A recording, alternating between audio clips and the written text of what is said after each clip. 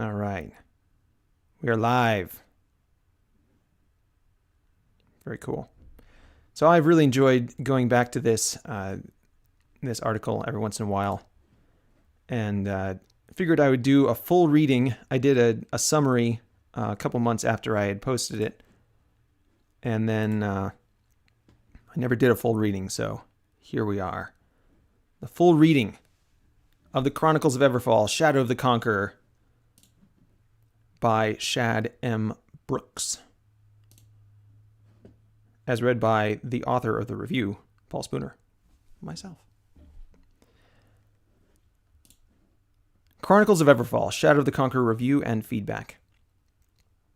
This is a detailed review, response, and rebuttal of the fantasy book Chronicles of Everfall, Shadow of the Conqueror by Shad M. Brooks. Oh, you know what? Let me put this on the screen. We're going to put this on the screen like this. And then you guys can see the text as I'm reading it. We'll just put that off the top there. There we go. That works. How's that look? Live streaming. Oh, live streaming. Yes. All right, here we go. Review rebuttal. Okay, and how far down does this go? About there. So I have to kind of keep it toward the top. All right, I should be able to do that. It is quite interesting to hear Shad describe himself as being good at writing dialogue, but no poet. An evaluation I found apt. My strengths lie, if anything, reversed. I relish the well-turned phrase, and so found much of the prose clunky and dull. I likewise find crafting convincing dialogue challenging, so the conversations were quite inspirational for me. Shad seems to know where he needs improvement, so I hope the details below will be taken as encouragement to continue refining his craft. I don't normally invest this level of analysis and intensity in fantasy critique. The setting often doesn't merit it, and the authors are often pretty closed to feedback, but Shad has made many video essays exploring the realism and internal logical consistency of fictional works, and therein he seems fairly critical of others' imaginative worlds, perhaps even harshly so at times. He also boasts of writing the equivalent of 9 previous books, and states he is open to feedback and growth, so I feel any literary errors he commits are open to comment as well. We also share the Christian value system, so the moral implications of the book can be brought in too. In addition, the setting of SOTC is so different from reality, and it offers so many concrete details of the magical physics that it affords an unusually deep analysis, I so rarely get a chance to unleash my intelligent, creative, critical, and theological faculties in a fruitful way on an appropriate pairing of author and work that I leapt at this chance. All right, that's just about perfect. Shad himself admits that it could have been much improved, and that he chose to publish the work in its current state despite these flaws. Not to say that it's full of holes. There's a lot to like about Chronicles of Everfall, Shadow of the Conqueror, and I made it through the whole thing without getting at all angry or confused by the author's portrayal of the events. Indeed, I could have wished for a bit more emotion and ambiguity, which leads me to my first critique. Shadow of the Conqueror suffers from pervasive, extensive, constant, and dare I say even ubiquitous offenses against the fundamental literary principle of show, don't tell.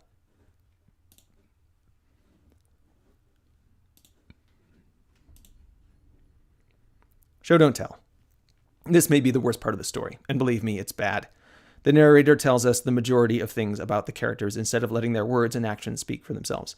I can think of only 2 exceptions to this systematic failure which otherwise cripples the prose. The most prominent example is that we are constantly berated with how guilty Daylen feels about his past, without being shown very many actions to substantiate these claims. As for the objects and scenes, those pieces of the drama that can neither speak nor act, the descriptions are dry, dull, and menacingly utilitarian. Again, only a couple of instances stand out as flavorful exceptions to this otherwise tyrannical dearth of even the barest hints of poetry or flair. We are often told how a scene is supposed to make us feel, instead of being given the materials to develop our own emotions about the matter. More often, though, the reader gets only the barest scraps of purely utilitarian description, which would make even a brutalist architect long for Gothic ornamentation. Hang on, I need to turn off the heater. That's going to get annoying.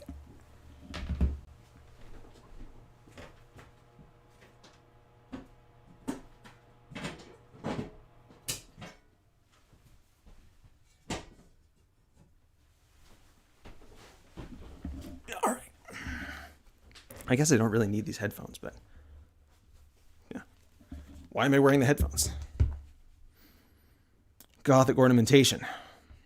For a seasoned author, those two offenses would be damning enough, but there is a third failure which compounds the other two. Shad shows not even a glimmer of faith in his audience, explaining not only the facts, but the implications as well. Perhaps he is writing for adult idiots, unable to draw even the most manifestly obvious conclusions, but I am not at all pleased with having been lumped so perfunctorily with that likely illiterate class. There's also quite a bit of exposition dump in the first few chapters. It's broken into chunks, but I'd much rather have this backstory organically incorporated into the rest of the narrative. Just because the land floats in the air doesn't mean that there should be chunks of setting masonry tumbling down the narrative watercourses. These blisters of exposition become rarer as the plot goes on, but never entirely clear up. And another thing, he tends to go on pointless rabbit trails in description, chaining irrelevant spatial prepositions as if his mind's eye is wandering, and his word choice often repeats, and he uses the passive voice far too often, and his paragraphs are too short. Minor offenses, I know, but they add up. They wear on a man, like an old wound or a nag. These claims may seem exaggerated. Perhaps I am simply too critical. One example will suffice. It is near the beginning of the book, the entire 5th paragraph of narrative, to be precise, and thus does not constitute a spoiler of any appreciable magnitude. I chose it for that reason, and also because I have very few other annotated examples. These problems appeared so thick and fast that they rapidly and categorically overwhelmed my resolve to catalog them. Quote, Daylen's dark brown eyes slowly focused to his hand, which lay on the desk. Wrinkled and age-spotted, it was a constant reminder of how old he was. Unquote. From Chapter 1 of Shadow of the Conqueror by Shad M. Brooks. Flavorless descriptions. The irrelevant spatial preposition relating to the desk, telling us what he is reminded of, instead of simply showing it, and drawing the obvious conclusion that he is old. A masterpiece crystallization of failures that recur incessantly. Indeed, one begins to wonder if this is not an intentional stylistic choice. By the end, I found myself amazed that such atrocities could be so rigorously executed, with something approaching mechanical regularity and certainly to a mechanical effect. Now, you may say to yourself, well, that's all very well to criticize, but you couldn't do any better. Well, here is how I would rewrite. Now, let's see. No, that's not what you can't do any better. But there you would be mistaken. Ah, yes. I too am an author, and there's a link to author.triapp.com where you can read some of the things that I've written. And just to demonstrate my point, here is how I would rewrite those two sentences.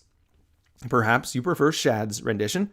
It is at least shorter, but I vastly prefer, quote, When Daylen recovered from his reverie, he was staring at a liver-spotted hand.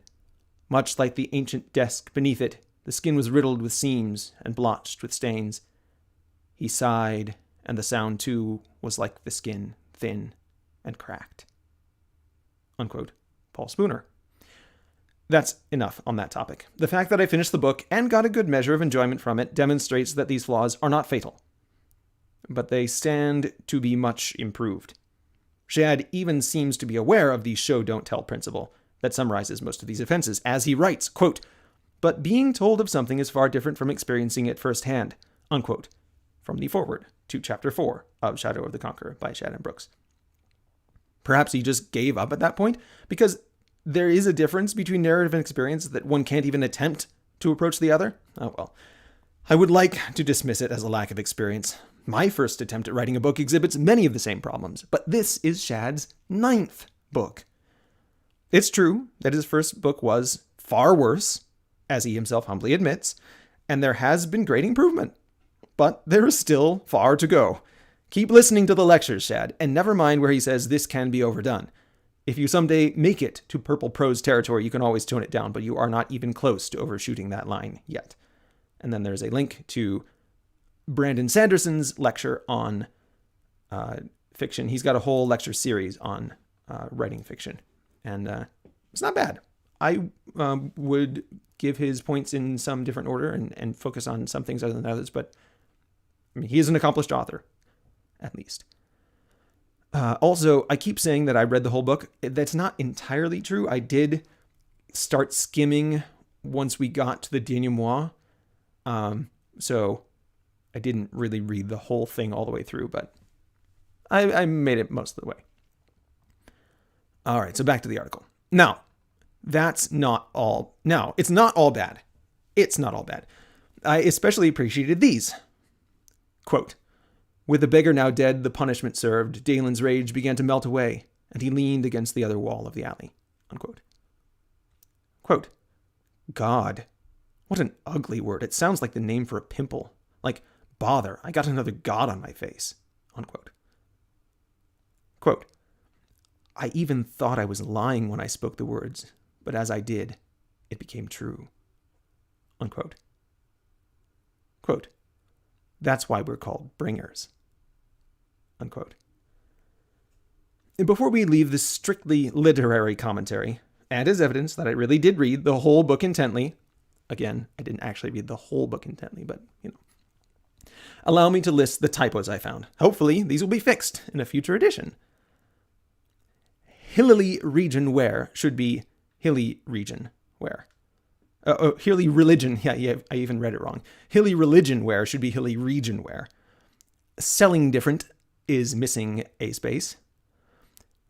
Pilled should be pulled. Hues should be hues. Hews should be hues. That boarded a single should be that bordered a single. More efficient than should be more efficiently than. And First World War implies that there is a second, but that doesn't seem to be the case. So if you want to draw on historical language from the real world, call it the Great War, like they did in the interbellum after World War I. That's not really so much as a typo. It's just like a weird thing. Anyway, it would take too long to list all of the terrible descriptions, but I've earmarked a few that stood out as especially poor. They aren't representative of the prose overall, but they do give a taste of it. Quote, "Finding a large rock that he could just barely lift, he found another." Unquote. Way too wordy, and the complexity doesn't add anything. Just say, quote, "He found two rocks he could barely lift." Unquote. Quote, "The railing made the border between his front yard and the brick-paved road running past Daylen's home." Unquote. Dry and dusty, like the brick road. Quote, "Daylen found the main road that led to the larger town where he could find a coach to the nearest city." Unquote. A lovely example of those chained descriptions that I dislike so much. Quote, "It was at this time that the name Dayless surfaced in reference to me." Unquote. Wow. I get that Daylen might not be a very good writer in world, but these are his dramatic, self-loathing memoirs.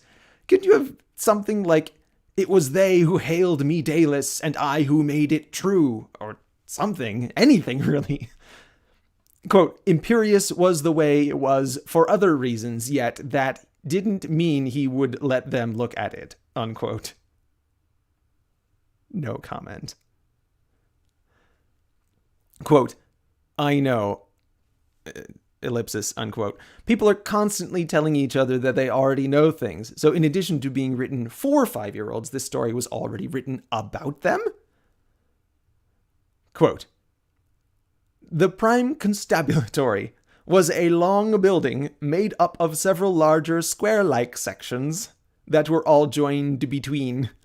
It was a brick building with stone frames over all the windows and doors. The largest square section sat in front and in the middle of the rest of the building, about 7 stories tall, with a large double door at the front." Unquote. Oh no. Oh, Shad. So sad. Quote, he really was enjoying this, unquote. So when I said that these weren't representative, maybe that wasn't entirely true. Quote, Erek was incredibly powerful, unquote. He's over 9,000! Quote, but he had needed that massive boost, as otherwise he would not have been able to cut through the whole island, unquote. Light Shad! Can you not stop yourself from expositing all over the story? Oh, it's everywhere. Who's going to clean this up? Quote, an innumerable number, unquote. Yes, I am not making this up. Beside all that, and judged as literature alone, there is a lot to like. The sentence structure is fairly varied. The chapters flow naturally. The pacing is good. The spelling and punctuation is excellent. There are probably many more well-executed aspects which simply faded into the background of general authorial competence. But that is that very background of competence which makes the above travesties so blaring.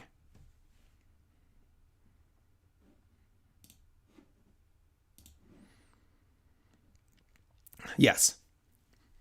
Blaring. I use the word blaring instead of glaring intentionally, because there are two fantasy word choices in Shadow the Conqueror, which I feel it my duty to reproach. The first offered me offense before I had read the book at all, and has to do with the in-world magic system, which I will address in detail later. There are three disciplines of magic aligned along the moral axis, and Shad, in a stroke, or perhaps spasm of alliteration, named them bringing, blaring, and binding. The good kind is pretty obviously bringing, but is binding or blaring more evil? It's not apparent at first glance, which is a real shame. That's the core of the setting. You don't want people to have to guess at who the villains are. It's blaring, by the way. For mechanical reasons, light binding is a morally neutral act, which, fine. Blaring is the evil one, like a trumpet, I guess. An evil trombone, or why not blinding? Blinding is way more evil. Or butchering. Light butchering sounds pretty scary. Light bashing? Light battering? It reminds me of meringue, actually. Light blanking? Light blacking. That's the one. If you don't like blinding because it's too similar to binding, use blacking. Blackening? Light blackening. There. You're welcome. The tragic thing is that blackened is consistently used throughout the book as a curse word. It's right there. I didn't even have to come up with it. Just use it for shade magic and you're done. Blaring had better have significant import in the sequels, is the only other thing I'm going to say about it.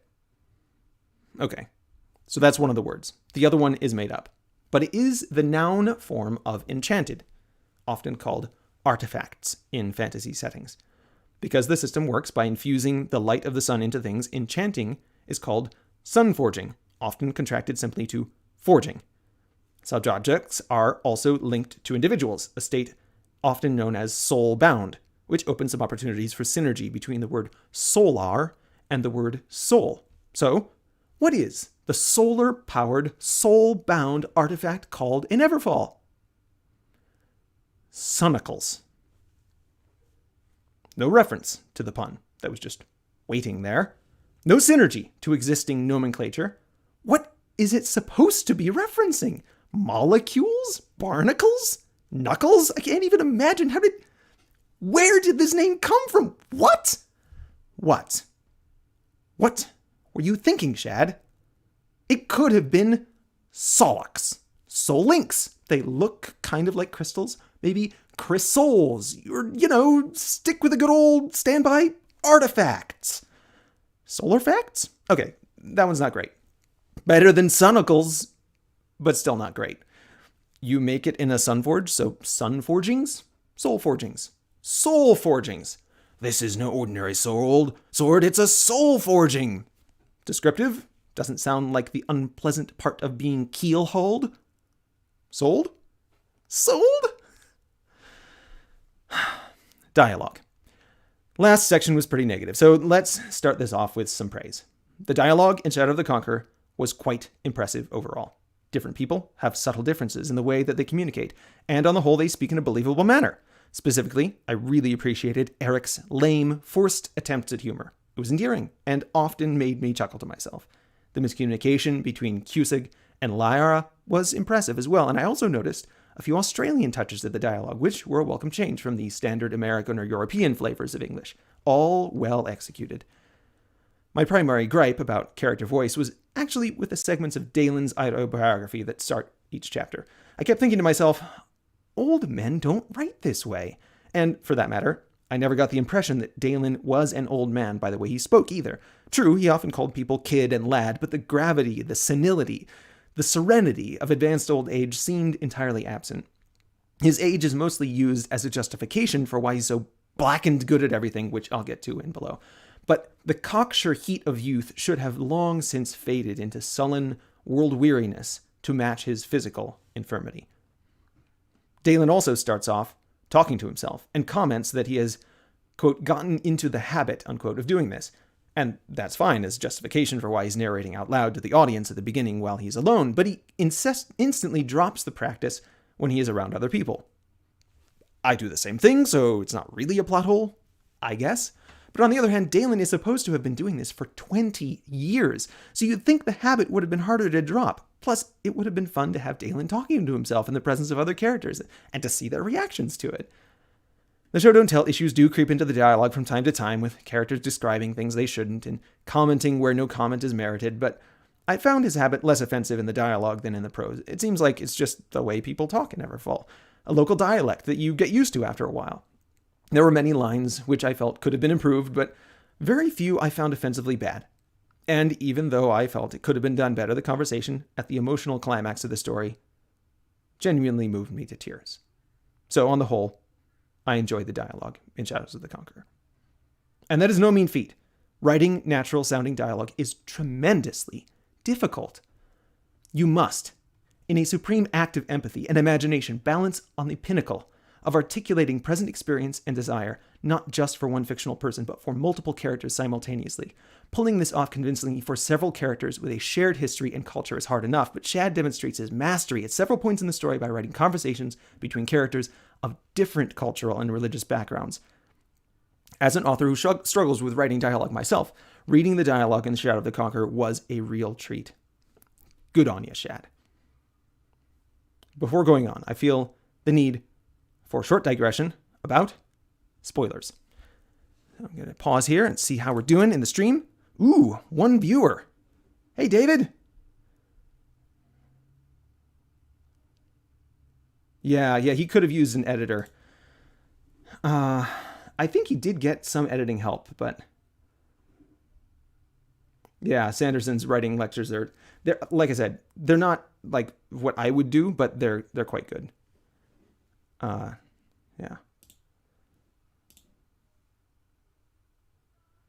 Yeah, it was, I don't know. You'll see what I thought. Here we are. Here we go. Spoilers. Before going on, I feel a need for a short digression about spoilers.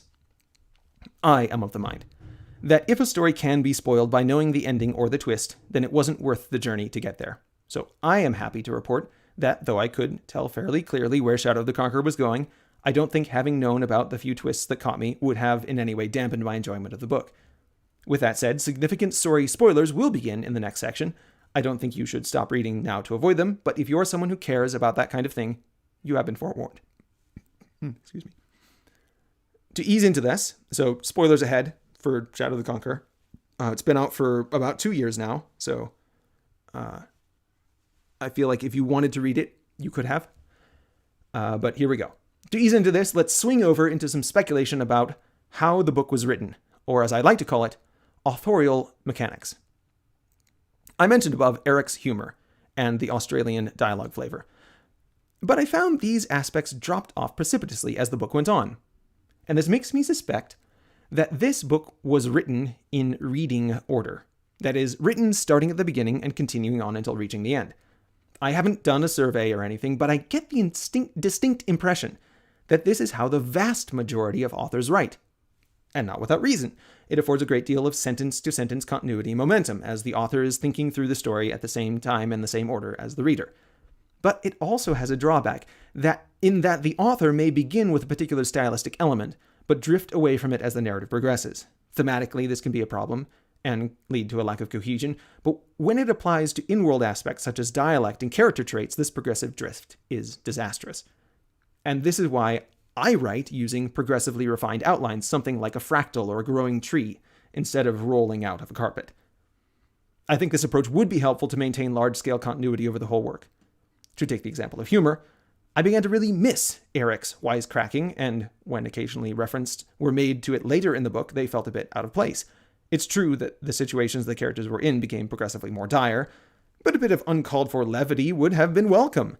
Eric even declares a quarter of the way through that making Daylen laugh with joy is his new goal, but it doesn't seem long at all before he is lost in the ongoing Angst Storm.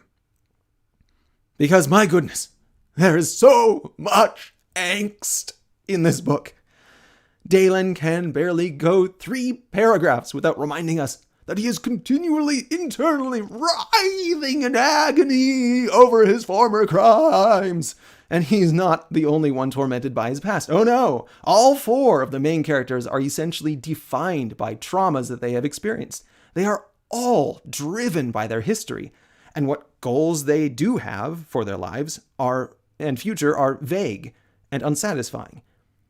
Perhaps there's a kind of intentional thematic structure beneath this pattern, making all of the main characters driven by their past. Daylen to pay for it, Eric to forgive it, Liara to rise above it, is a sound structural choice. But as it is Daylen's past that Eric and Lyra are struggling with, the narrative begins to feel a bit incestuous. It wouldn't be quite so bad, though. If only Daylen wasn't such a light-forsaken Marty Stu. What is a Marty Stu, you may ask? It is essentially an overpowered character inserted into an existing world as a form of power fantasy, often by a fanfiction author. That last part doesn't fit, as Daylen is canon, and he needs to be nerfed 5 ways from Friday. Let's take a look at Daylen's many superior attributes. Bullet point. He is an educated engineer who invented, or improved, as far as I can tell, nearly all the in-world technology. He also personally invented or improved many weapons, including coming up with the shooter, which is the in-world equivalent of the gun. This is the most realistic of his abilities, as many other people in the world know about this and take advantage of these discoveries, but it still feels overpowered because there is no reason given as to why no one else came up with any of these ideas before Daylen came along. Bullet point. He is an expert shipwright and knows from a glance the capabilities of every vessel he sees, even if they are heavily modified in ways that would be impossible to perceive. Also, we are told he invented the Annihilator, which is just a super huge skyship. Really? Let's make a big one is an invention now? We're told it took a genius to design them in a way that they could still be maneuverable, quote unquote, but I don't see anything genius about adding more maneuvering pods. Bullet point. He is an expert skyship pilot, able to perform feats which other pilots consider impossible. Bullet point. He posited, discovered, and learned to use an ancient sunforge, the Omniforge, of immense power, which was hidden among his foes for ages, all while keeping it so secret that even 20 years later, no one still has any clue that it exists at all. Bullet point. How did he use the Omniforge? Well, he's also a super awesome sunsmith. Not only is he, quote, more than a master, unquote, at this insanely delicate and dangerous skill, but he has developed a new technique for sunforging, which no one else has ever been able to replicate, even though the Sunforging Guild has explicitly been attempting to do so for decades, and it is publicly well known that it is possible to perform because Daylen did it publicly. Bullet point. He's a Darkstone architect who developed, designed, and constructed extensive skyship fortifications to keep skyships from landing wherever they want, and also designed annihilators to defeat such fortifications, and then also designed fortifications to defeat the annihilators that could defeat the fortifications that he had originally designed, and as with the annihilators, his stroke of brilliance was make a really big one. Bullet point. He also designed and built a new type of skyship dock, and decades later he is gratified when, quote, it appears that his designs are working perfectly, unquote. Bullet point, he's a world-class expert swordsman, both at fighting shade and at dueling, which are explicitly described as very different styles. Even though he didn't practice for 20 years, his sword fighting ability is still nearly unmatched in both styles. Bullet point, he's physically attractive and several women mention how good he looks. Bullet point, he's a good husband and father, until his whole family is killed at least. Bullet point, he's a war hero who commanded such loyalty that he was able to overthrow multiple governments and conquer the majority of the known world. Bullet point, well, we've never been shown in the story, he styles himself as a brilliant tactician, able to snatch victory from the jaws of defeat with even the most meager resources. Bullet point, while ruling the world, he created many stockpiles of goods, food, and material, which no one else even knows about decades later. And these caches are in every major populated center, but no one knows about them. And well, technically they found one of them out of hundreds. Bullet point, despite being opposed by half the world and fighting insurrections within his own empire, Daylen only begins to lose battles when the in-world equivalent of the Super Friends decide to step in and oppose him. Bullet point, he accidentally discovers how to gain superpowers. His powers are explicitly and objectively superior to everyone else's powers. Bullet point, when he gains the aforementioned magic powers, he is able, with no training, to suss out how the powers work and how to use them and even develop new techniques which no one has come up with before, even though these powers have been practiced for thousands of years. Bullet point, also, when he gains these superpowers, he's cursed with renewed youth and vigor, so he has all the tempering experience of old age with all the power of young. Bullet point, even though he does many bad things, he almost never acts from selfish motives. He nearly always offers morally upright motivations for his actions. Bullet point, he's also so empathetic and morally upright that he recognizes the evil things he has done over the course of his life on self-reflection alone without anyone needing to convince him. And when he's done so, he fully realizes his wickedness and feels such guilt that he literally dies from grief. Bullet point, he's an author who writes an autobiography. This mostly bugs me because it feels like author insertion. Bullet point, even in light of the drawbacks of his life, he has the grassroots fan club / cult following, which self-organizes into an effective terrorist organization motivated by the loftiest of his ideals. Bullet point, the final. At one point, he is looking across a hilly land and sees a farmstead in the far distance sitting within a valley beyond. And if it is sitting in the valley, it should be invisible from the distance, so he can see around corners as well. To give Sad some credit, other characters in World are constantly incredulous about Daylen's abilities. But even so, that is a really long list of really exceptional traits. And what drawbacks does he have to counterbalance this preponderance of fortune? Well, he loses his temper, and he has made some rather bad decisions. Oh, and I suppose technically he admits to being bad at cooking, singing, making friends, gardening, and poetry. But as none of these are demonstrated as being inconvenient for him in any way, that doesn't seem to balance the books. Plus, these shortcomings are never shown in the story, so I suspect Daylen is lying about being bad at them, and it wouldn't surprise me at all if he's a wildly popular opera-singing chef in the sequels who writes his own lyrics and grows his own ingredients. Now, it's certainly possible to have a character like this, who is good at everything and pull it off. But to do that, you need to employ proper foreshadowing. All right, man. Man, oh man. This is just... thanks, David. He's so perfect, he is. It's so bad. Oh man. All right, foreshadowing. I mentioned above that Shad shows very little confidence in the reader, and nowhere did I get this sense more keenly than in the realm of foreshadowing. It is very often entirely absent, as with Daylen's varied and exceptional qualities.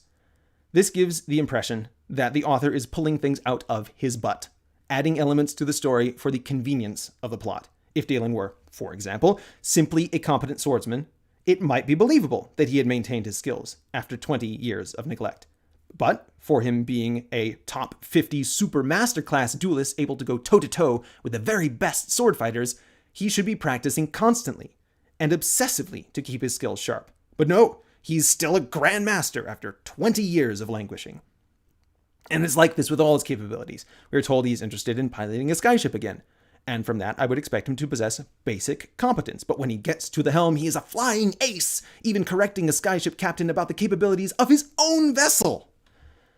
We are told he likes tinkering with mechanical things, gears and cogs and such, and from that I would expect him to have some basic design ability. But it turns out that he's basically an omnidisciplinary scientist, engineer, craftsman, able to exceed the guild master's capabilities in their own discipline.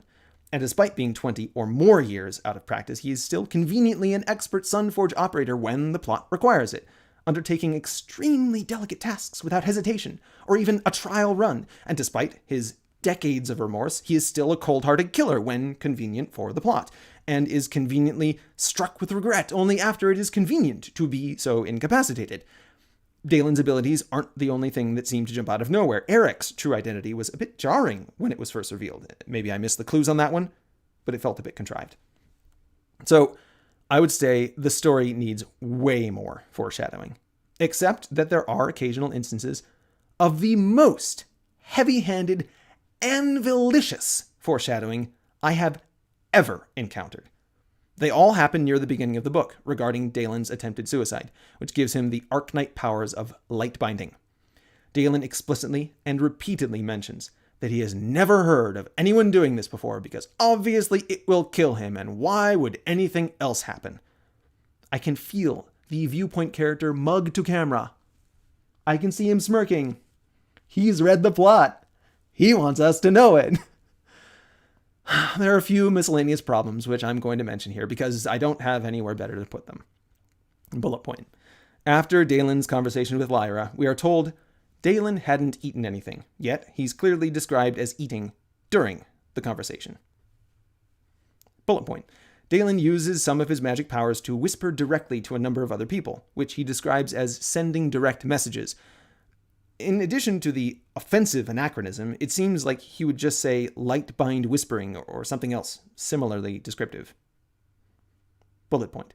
Daylen describes destroying a rebel city as genocidal when the attack was not precipitated on race. So, I don't really want more foreshadowing or less. I just want it to be better.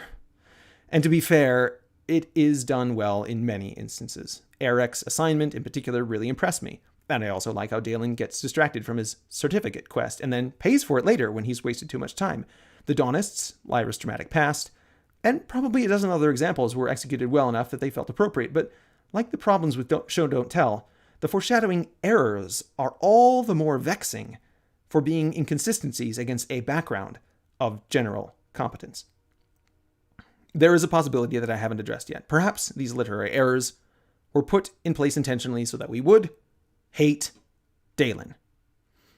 Hate Daylen. Well, the primary viewpoint character is portrayed as a monster from page 1. He is overpowered, and everything seems to go right for him. He's clearly supposed to be a deplorable catastrophe of a human being. The problem with this is that he is just too sympathetic. Maybe this is just a problem with me, but I saw a lot of myself in Daylen. Having attempted to come to terms with my own psychological shadow, his story feels familiar. If I was given the power, I too would probably try to kill my enemies. If offered the opportunity, I wouldn't put it past myself to accumulate a harem. What man hasn't fantasized about ruling the world? If betrayed, who wouldn't retaliate? The main thing I found frankly despicable about Daylen is his constant grief over his past. The majority of his actions seem to be undertaken with sound motives, or at least understandable provocation. And he only seems to feel bad about them because they would be offensive to a modern reading audience. Everfall is a very different place from real-life Earth. I'll get into that below.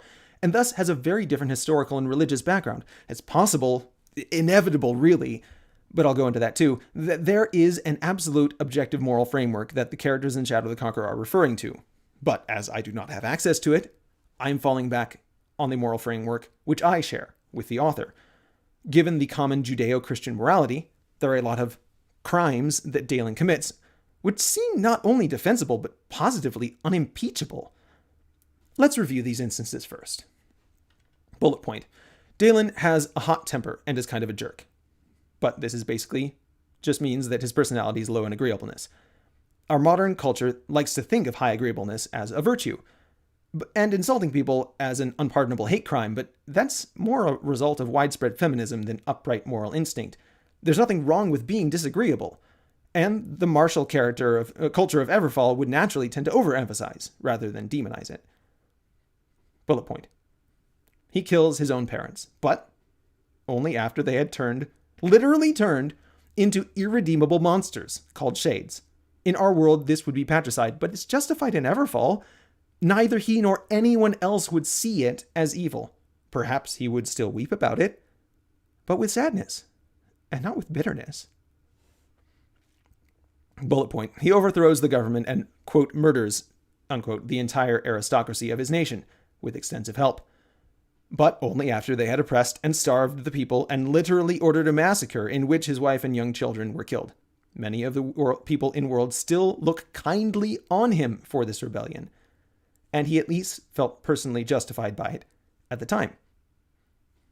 Bullet point. He conquers several of the neighboring nations, but only after they attack his nation in an attempt to overthrow his new government. Bullet point. After he conquers those neighbors, he kills all the nobles. Now, this seems brutal to us, but this was a common historical practice, especially before the advent of widespread Christianity.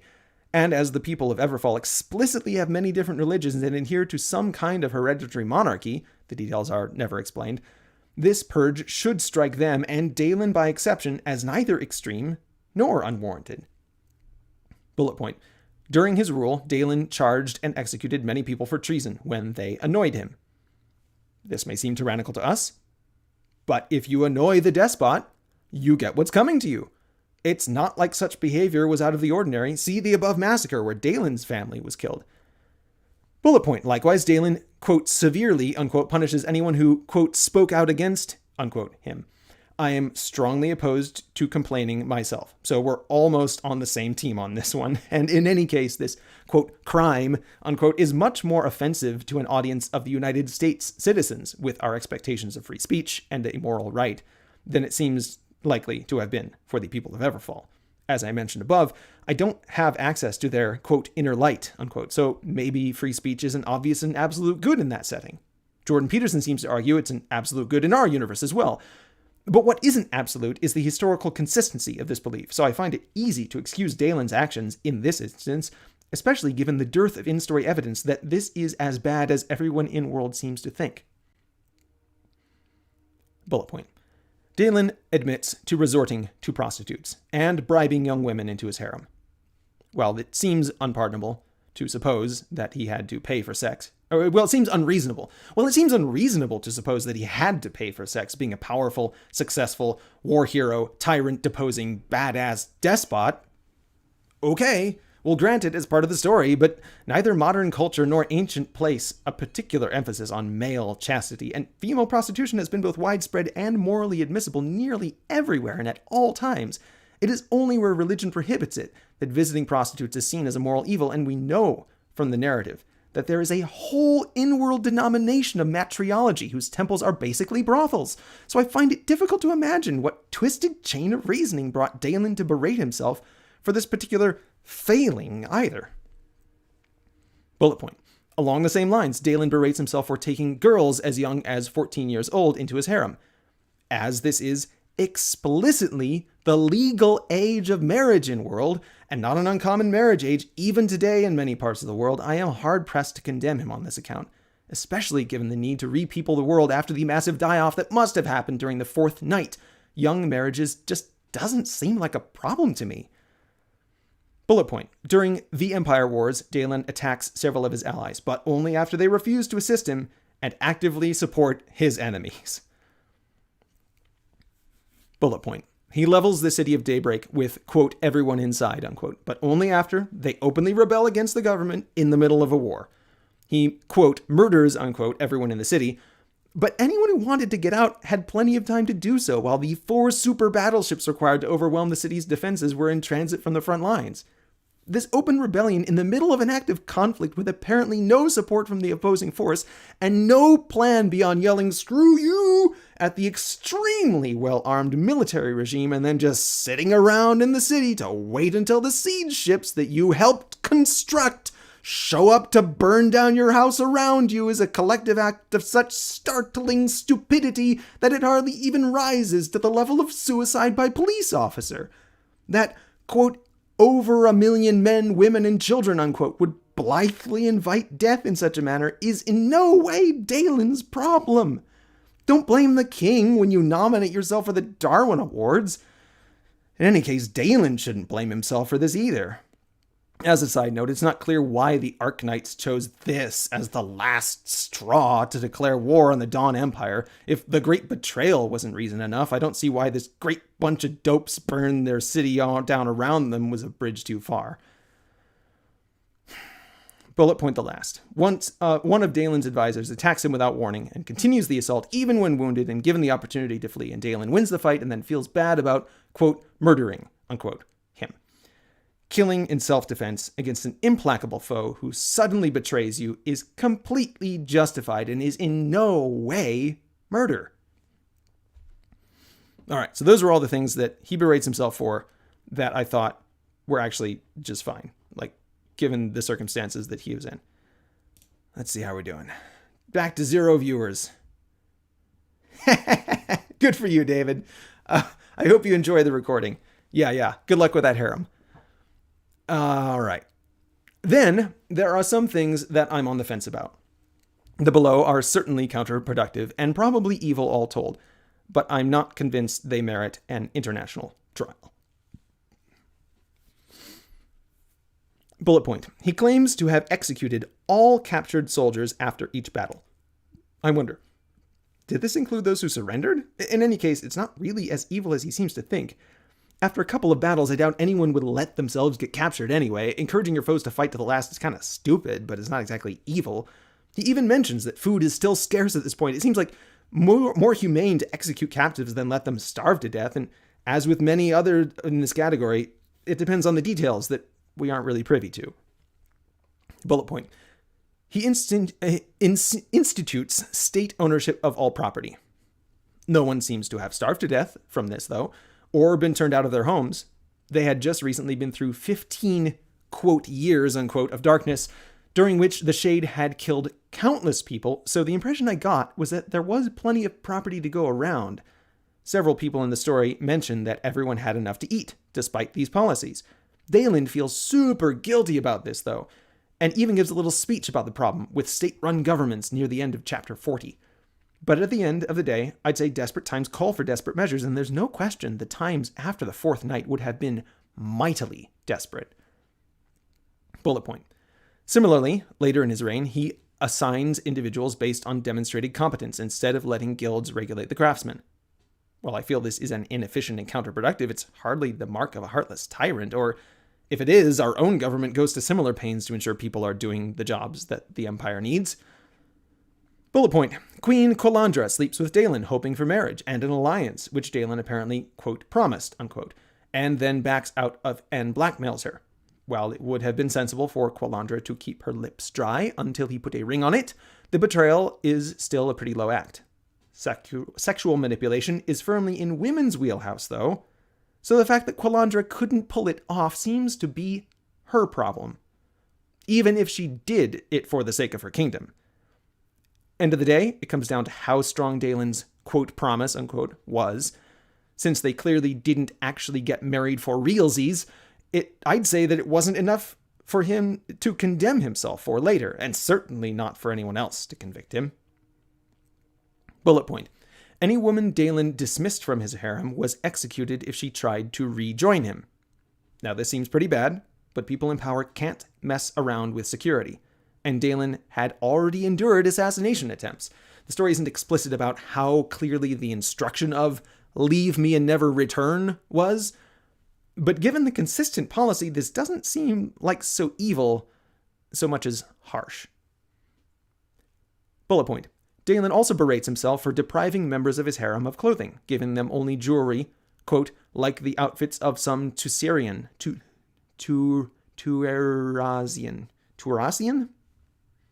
Correct me on the pronunciation, Shad. Turasian women, unquote. This, again, would be humiliating for some people in our culture, though not all, I suppose. But as it is a recognized Tuasaran culture practice to dress this way, it hardly seems objectively immoral in world. Forcing people to do things they don't want to do isn't necessarily evil. As this comes down to the underlying morality of differing standards of modesty, I'm willing to set this particular charge aside, especially as it stands in relation to Daylen's more heinous harem policies, which I address below. Bullet point, the final. Executing wives and children of troublesome guild leaders. These people were openly defying the authorities, but were too, quote, valuable, unquote, for their skills to kill directly? Daylen pays for his lack of foresight, as just an indirect execution motivated his nemesis. Though I would credit the Great Betrayal as the actual cause of his downfall. In a world where food is in short supply, it kind of feels more merciful to make a widower than a widow and a bunch of orphans. This really seems close to the objectively evil category until I recall that these guild leaders are openly defying a violent military despot. It's not a smart move. As with executing prisoners and lovers who can't take a hint, I'm willing to file this under harsh, but fair. All right. Final. In contrast, there are a few times where his acts seem like they deserve all the in-world ire that they get.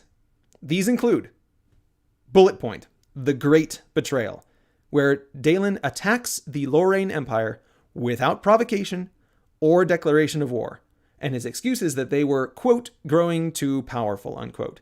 And I agree. It's a lame one. That was a bad move, both strategically and morally, and it's good that he regrets it. Bullet point. Daylen's harem admission plan. Aside from the Great Betrayal, this is the only other really major moral failing that I feel Daylen is guilty of. In short, Daylen acquired some fraction of the women of his harem under threat of violence, tried to prevent them from having children, although this didn't always work, which seems odd. There are sure ways to go about this, especially if he, quote, never did anything by half measures, unquote. And then refused to see them again if they were becoming, quote, attached, unquote, to him. For good measure, I'm willing to admit the unspecified, quote, depraved acts, unquote, in this category as well. It's a pretty major series of offenses, and he can feel as sorry as he likes for them. Though, even here, it bears noting that since they were all well taken care of, these young women look more like unwilling concubines than rape victims to me. Just because the book's modern audience doesn't acknowledge the distinction doesn't mean that it's not there. The difference is profound, and would certainly have appeared so to the night-haunted, famine-ridden population of Everfall. Bullet point. Apparently some of the young women completely lost their minds from the ordeals they encountered in Daylen's harem, which I guess that can happen. It happens in Everfall, at least. Daylen executed these, quote, mindless, unquote, young women, and justified it as mercy, but it looks more like a sick form of PR damage control to me, so chalk that up as a moral sin as well. Bullet point the final, Daylen mentions that he was trying to conquer everyone in order to combine their forces so that he could eradicate the Shade. And this seems egotistical to me. Certainly, if he wanted to destroy the Shade, he could have just started doing that, and people could have helped if they wanted to. Quote, before I do this good thing to help everyone, I must first rule the world and have everyone help, unquote, is just like the most narcissistic thing you can say. To top it off, when Daylen was defeated, he swore revenge, promising to kill everyone. So he's the worst sore loser in Everfall. If I can't win, I won't play at all. I hate you all. I wish you were dead. It's so immature and petty. At least accept defeat with some modicum of decency. It flies in the face of some of the other motivations mentioned, but I think it's still bad enough to put on the naughty list. On top of all that, Daylen does some few things that seem pretty despicable to me, but no one in-world seems to mind at all. And I'd be glad to see Daylen feeling a bit more guilty than he apparently does about, bullet point, failing to employ his OP abilities to create engineering, sunforging, and architectural marvels. Just because he can't get credit for it doesn't mean he should stop employing his insane, amazing, savant-tier skills. If he truly was trying to make the world a better place, he would keep working at what he is best at instead of sitting around plotting revenge / and or being an epic mope. Bullet point. Failing to share the secrets of advanced sun forging that he discovered. He justifies keeping the secrets by saying that it would do more harm than good. But someone else is bound to discover these things at some point. By divulging their secrets, he could make sure everyone was on an even footing. There's no guarantee the next person who discovers them would be so scrupulous. This goes double for the Omniforge, which is hidden in the middle of a bunch of outlaws, bandits, cutthroats, and thugs. What happens if they discover it? Nothing good, I'll wager. Bullet point. The penultimate. Failing to disclose the location of the Imperial Reserve. A huge stockpile of ships and materiel that he apparently kept hidden because... reasons? Why not give these back to the nations he wronged? It wouldn't repair the damage he did, but some restitution would be better than nothing. Bullet point the final. Pleading guilty to crimes that he didn't commit. It doesn't help anyone, and seems to only serve to inflate his already overblown sense of false guilt. So, all told, Daylen has done some pretty deplorable things, and I agree, he should be put to death for his crimes to satisfy the demands of the law. But I also think he gets a lot more blame than he deserves, and at the end of the day, I find it hard to hate him, especially since I too struggle with betrayal and sexual misbehavior.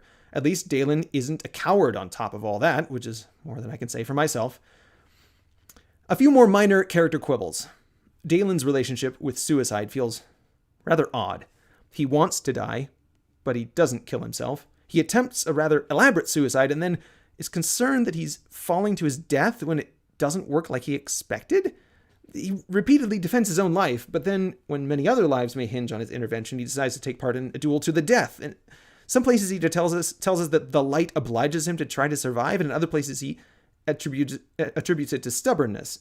The constant bemoaning of the cruel fate of being forced to live with the guilt of his past by being restored to youth and superpowers feels like the cursed with awesome trope. We are shown a few times where he's incapacitated by grief, and the story shines in these moments, but even then it seems that Daylen is attempting to take his own life at these times would be in keeping with his oft-bemoaned despair, yet he never seems seriously tempted to do so, aside from the one failed attempt at the start. So, that's it for my thoughts on the main character's moral standing. He certainly seems to be an antihero of the Byronic flavor, and I mostly wish the notes were a bit more refined. Distilled, remorseful supervillain is a vintage rarely attempted. And if Shad failed in this instance, at least he failed in a truly tricky task. From here, I'd like to broaden the scope of my observations and close out this essay by examining the setting of Everfall. Good. No one's watching, so I can screw this up as much as possible. The setting of Everfall. Starting with the events of the book, it seems weird to have an entrenched aristocracy immediately after such a calamity as the Fourth Night. With a significant portion of the populace dead, it seems like there would be a bit more shakeup than the narrative hints at. I'm no scholar of the events in Europe following the Black Plague, but that's where I look for guidance on the state of society. Speaking of the Fourth Night, it's mentioned that it lasted 15 years.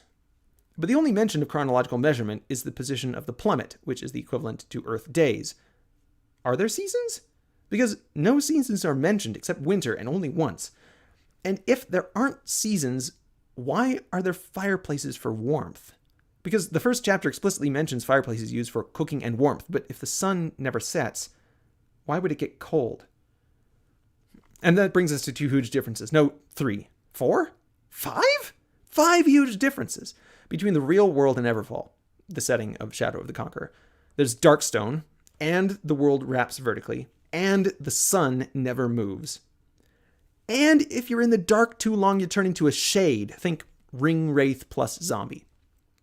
And there's a whole light-based magic superpower system. Any one of these differences would have far-reaching effects on biology, geography, climate, flora, and fauna. And did I mention that when it gets dark, the night lasts 15 years? 6 huge differences. Oh, and what about dragons? 7 things? Now, again, to give him credit, Shad has done at least a solid first pass at working through the implications of these divergences from real life. It's just that there seems to be a lot of left out. With all the details and implications that are explicitly stated in the book, I get the impression that the omissions aren't things that Shad is holding back so much as things that he hasn't thought of. In any case, I'm going to go over these one by one and try to work out the implications that I see. I'll try to give the book credit where it nods at these aspects, and a lot of room is left to the reader's imagination, but, well, here we go. The foundational difference between our world and Everfall is that Everfall has an absolute reference frame. General and special relativity need not apply. We aren't given any details about how the speed of light is handled in this setting, but what we are given a lot of detail about is Darkstone. The bedrock of all the land in Everfall, Darkstone is a solid rock-like material which is locked in place relative to the world's reference frame when in darkness, and is repulsed by light. The Everfallians use these features to enable a variety of constructions and power nearly all of their vehicles. The amount of light required to unlock Darkstone from immobility is the, quote, luminous threshold, unquote, and equals m times d times l squared, or maybe m times d times l squared, or maybe m times e times l all squared. The formula is spoken, so which components are squared isn't exactly clear. In any case, the relationship of the amount of force required to move the object and the amount of light shining on it isn't clear either. And it also seems from the descriptions given while setting up a ship for towing that longitude and latitude play into it. But Daylen gives an exaggerated and falsified description before this, so I suspect that longitude and latitude stuff is also made up. It is mentioned that Darkstone can be unlocked on only one axis while being locked on the others. Perhaps as a universal Cartesian reference frame? That would explain the longitude and latitude reference. It's also not clear how the light repulsion can cause rotation. One would think that spinning out of control would result from even the slightest light imbalance, but the repulsion seems to only create translation and never rotation. And of course, skyships are described as angling, so perhaps they're controlled Darkstone near the ends of the ship to act as moment arms. They also usually have a single large block as a core, while the mass-squared relationship would seem to favor many small cores instead. Without the specifics of the physics involved, it's very difficult to speculate further. As a side note, skyships are treated much like conventional marine ships that we're used to, with dedicated docks where they land. Sadly, this is utter and complete nonsense. A skyship is a VTOL aircraft, vertical takeoff and landing, with zero fuel cost for hovering and zero engine wash. You can literally park them anywhere. You don't need ports or docks or runways or anything. Each market, each warehouse, any residence that could afford it would have a Darkstone elevator for conveniently loading and embarking skyships. For those too poor for Darkstone elevators, would at least have a platform on the roof with a plank or two, or simply a clearing on the lawn. Plus, vessels would have built-in cranes to unload and load. The idea of central skyship docks is so monumentally stupid that I'm baffled how a bright fellow like Shad entertained it long enough to write it down, let alone have his main character congratulating himself on designing a better version of this extravagantly wasteful and pointless structure. Interestingly, Darkstones are described as having infinite resistance to motion while in darkness. Sufficient force will pulverize them before causing them to move. The pulverization brings up another interesting issue with very small Darkstone particles, which should be locked in place in the darkness. If there were any Darkstone dust flying about in the air and you inhaled it and moved, it would rip holes right through you. Since there must be some dust floating around due to the world wrapping vertically, and people's sinuses aren't getting torn out all the time, we would assume that there are a lower size threshold below which Darkstone will not lock in place no matter how dark it gets. Alternately, perhaps the magical inner light that people seem to have is sufficient to unlock dust-sized Darkstone motes? If small particles of Darkstone do provide some anchoring capacity, or if contact amalgamation works as speculated below, one would expect plants to take advantage of it, much like skyscraper designers already do in the book, in order to increase their height. Woody structure is costly to grow, so if plants could incorporate Darkstone to serve to the same end, it seems likely that they would, and this would be a good excuse for putting colossal plants, trees, and brambles in the setting, which would otherwise collapse under their own weight. But this notion of the smallest lockable Darkstone element seems to be supported by the fact that they don't just mix Darkstone aggregate into mortar for their masonry. Building reinforcement is done with Darkstone foundation blocks. But daggers are still big enough to lock in place, as we learned from Daylen's spring-loaded Darkstone dagger, which, by the way, should have locked in place when he was attacked by Shades at Blackheart's hideout. Instead, he's able to run around while wearing it, and then throw it aside. A minor plot hole there? Oh well. Maybe use the Sun-Forged Gauntlet, which provides enough light to keep it unlocked. Anyway, there is mention of magnifying lenses used to increase the intensity of the light, and thereby the luminous repulsion, so we know that Everfallians use optics. We also hear of mirrors, so they should be able to make magnifying reflectors, and this will be important in the section after next. So, Shadow the Conqueror has huge buildings reinforced by immobile entombed Darkstone, and sky sitters that hang in the air. There are wagons and skyships, whose motive power comes from light from the sunstones, shining on Darkstone. Wait, have I mentioned sunstones yet? 8 things! It's a round stone that emits light, and where they come from isn't explored. The closest we get is a brief description of, quote, natural sunstone growths, unquote, helping to illuminate a cave. And we also know that they can be exhausted over time, but not how long it takes for them to run out. Touching a large enough sunstone to a Darkstone unlocks his motion as well, which is a pretty handy quirk. Anyway, the skyships use giant sunstones to illuminate their Darkstone core and cause it to move. A smaller scale version of this principle are shot spikes, self-propelled bullets shot from a gun-like weapon. Or maybe they're more like rockets? Micromissiles? Anyway, there are larger ones called warheads, but they all work on the same principle. The weapon must have some sort of illuminated chamber inside to keep the Darkstone fletchets unlocked, so the weapon can be transported and aimed, and an opaque sleeve fit over Darkstone splinter should be enough to fire it, though aiming might be difficult, depending on how/if absolute Cartesian axis lock works. What else could we do with this tech? Elevators? Yep, the book already has them. And that's all sensible and felt good to hear that Shad had got there before me. Personal flying harnesses? Well, there is one class of artifacts called skimmers, but they're basically just handles with little Darkstone propulsion units attached. You can supposedly skim through the air to wherever you needed to go, unquote. But we see them used so rarely that I feel the possibilities are insufficiently explored. Darkstone-powered jetpacks, man! Come on! We hear precious little about the fauna of Everfall, so while it isn't mentioned in Shadow the Conqueror, it seems animals would benefit from incorporating Darkstone into their biology. Roosting in midair, running on Darkstone hooves, birds with the ability to perform Darkstone-powered dives from the sun leap to mind. There are probably more. How about a tortoise that can anchor itself in place so predators can't turn it on its back, or mid-air mollusks? Oh, jellyfish! With long filaments of Darkstone spines, anchored lethally into position and waiting for the unwitting sky whale to shred itself to ribbons. Primates to develop tools, right? What about a troop of sky-brachiating chimpanzees? Should be easy with a sunstone and a Darkstone in each paw. Terrifying.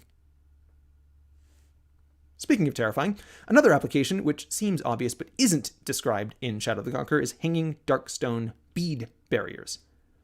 Make the beads the right size to be unlocked in normal interior illumination so that people can pass through freely. But when the shade show up and suck out all the light, the beads lock in place, making an impassable barrier.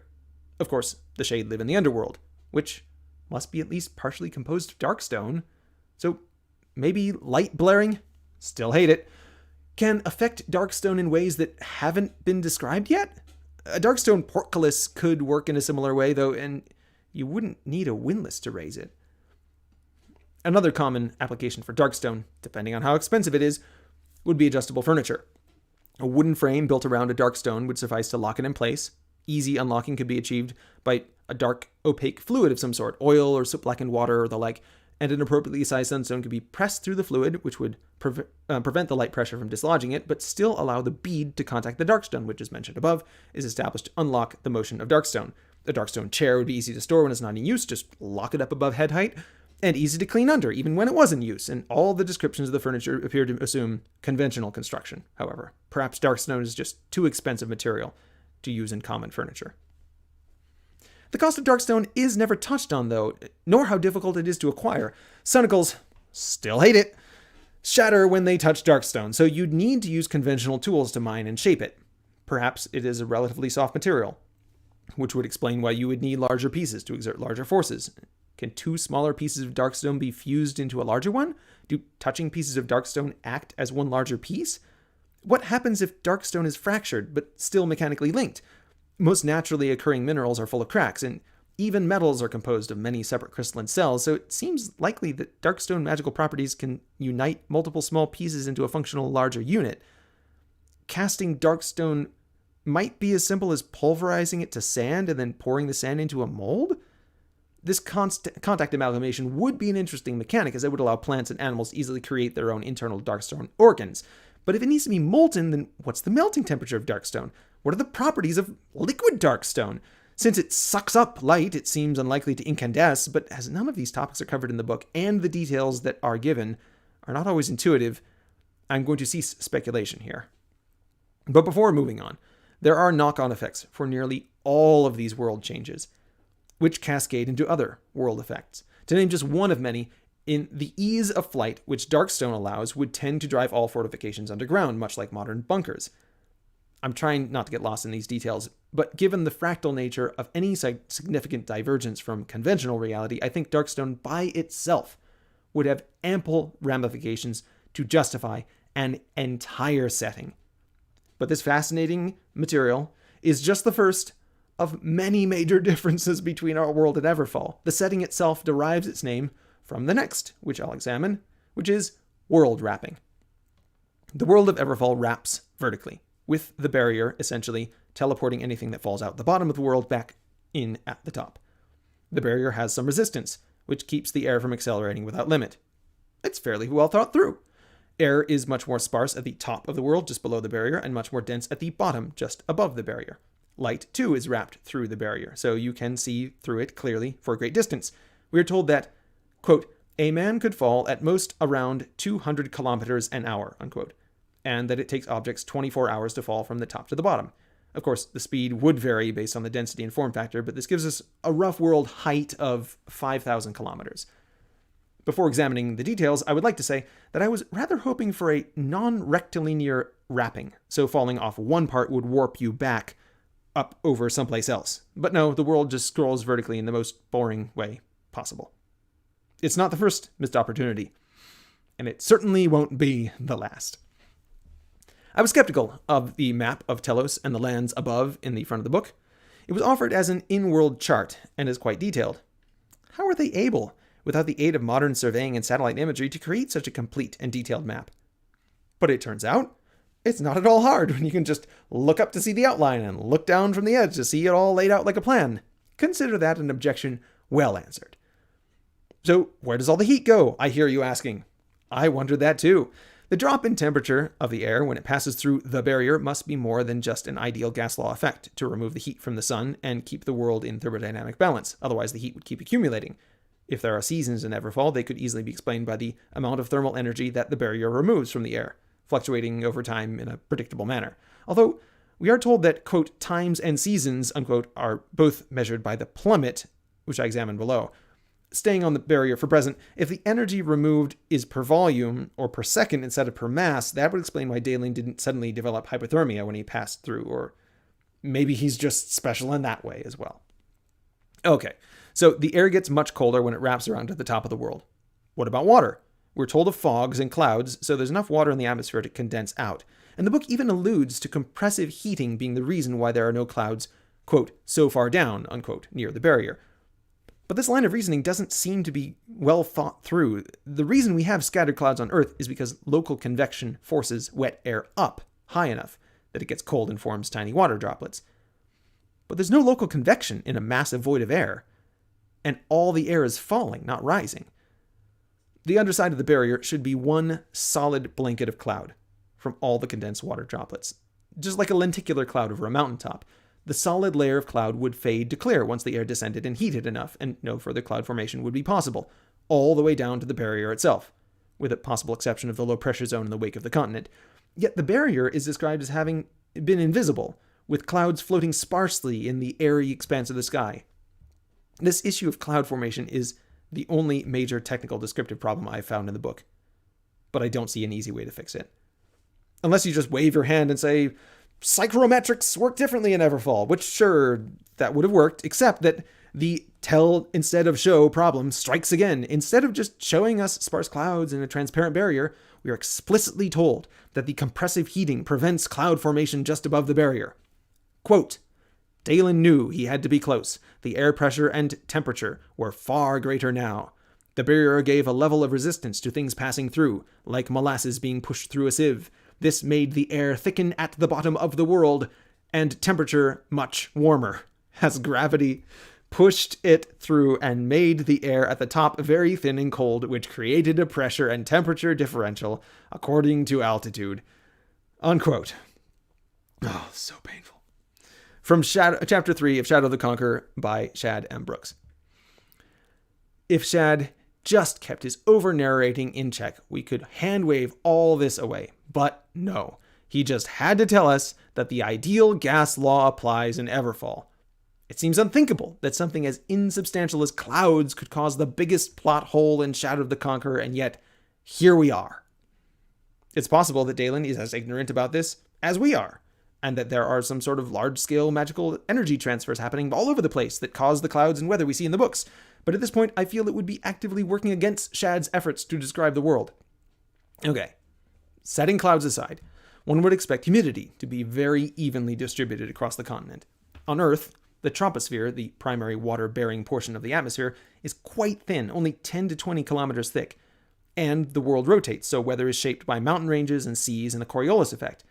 But in Everfall, the world wrapping and constant circulation would mean that the whole 5,000 kilometer deep would carry moisture. And weather would be determined primarily by the turbulent flow of the continent. How rain would form at all is an open question, as the air would be getting constantly warmer as it descends and compresses, see above. As with all the other aspects of a fantasy world, because magic is always an open recourse, still, the multitude of rivers seems to indicate that deserts are non-existent on Telos as we would expect, though this is contradicted by the mention of a need for irrigation, which would be necessary in the rain shadow of Abenzar and Orden, though their height would probably still allow any moisture that they intercepted to diffuse fairly evenly. But what about all the dust? There are 4 oceans which empty over the edge of the world, along with countless rivers. With all that water might evaporate, the silt, dust, pebbles, and fish certainly would not. One would expect a constant fine rain of stone and coral in these areas, and a rain of dust across the whole continent as the particles dispersed with the wind. Without a geological process to fuse the wasted rock back together, the geology of Everfall would soon devolve into drifts of stone dust. And that could be cool, but we hear very little about the details of Everfallian geology. Another open question. In our world, organic detritus accumulates as an abyssal ooze on the ocean floors, where it is subducted and metamorphosed into new rocks. But in Everfall, the best one might expect is an occasional sticky rain of organic slime. Fertilizing wouldn't be a problem anyway. So now we have a continent-sized slab of stone coated in a thick layer of clay-like slime and dusted with fatal specks of immobile Darkstone. Not exactly the vaguely terrestrial landscape which seems to present itself in Shadow of the Conqueror. And with all this moisture and dust in the air, haze would be a major problem.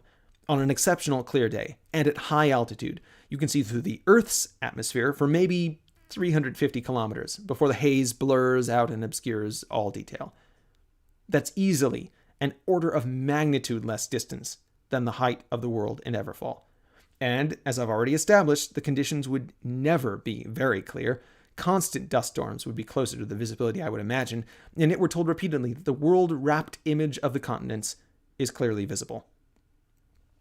Turbulent vortices aside, which would be significantly muted if the barrier has a static and uniform resistance, as seems to be the case, the airflow over the continent would be constant. In fact, given the immense depth of the atmosphere, one would expect them to be more than hurricane force. Perhaps gravity is less, or has different effects on air than it does on solids, or the absolute reference frame imposes non-Newtonian drag on all substances in motion. That's another place for the heat to go anyway. I like the last theory the best, as an absolute motion drag would also explain why the armies of Telos haven't developed kinetic energy weapons. Without drag, a steel spear dropped off the side of the continent would accelerate to meteoric speeds. And all you need to do is aim it at the point with some mirrors and Darkstone-actuated fins, or just drop huge boulders from skyships. The fact that this isn't done seems to indicate that continuous drag of some kind exists over and above what one would expect from air resistance.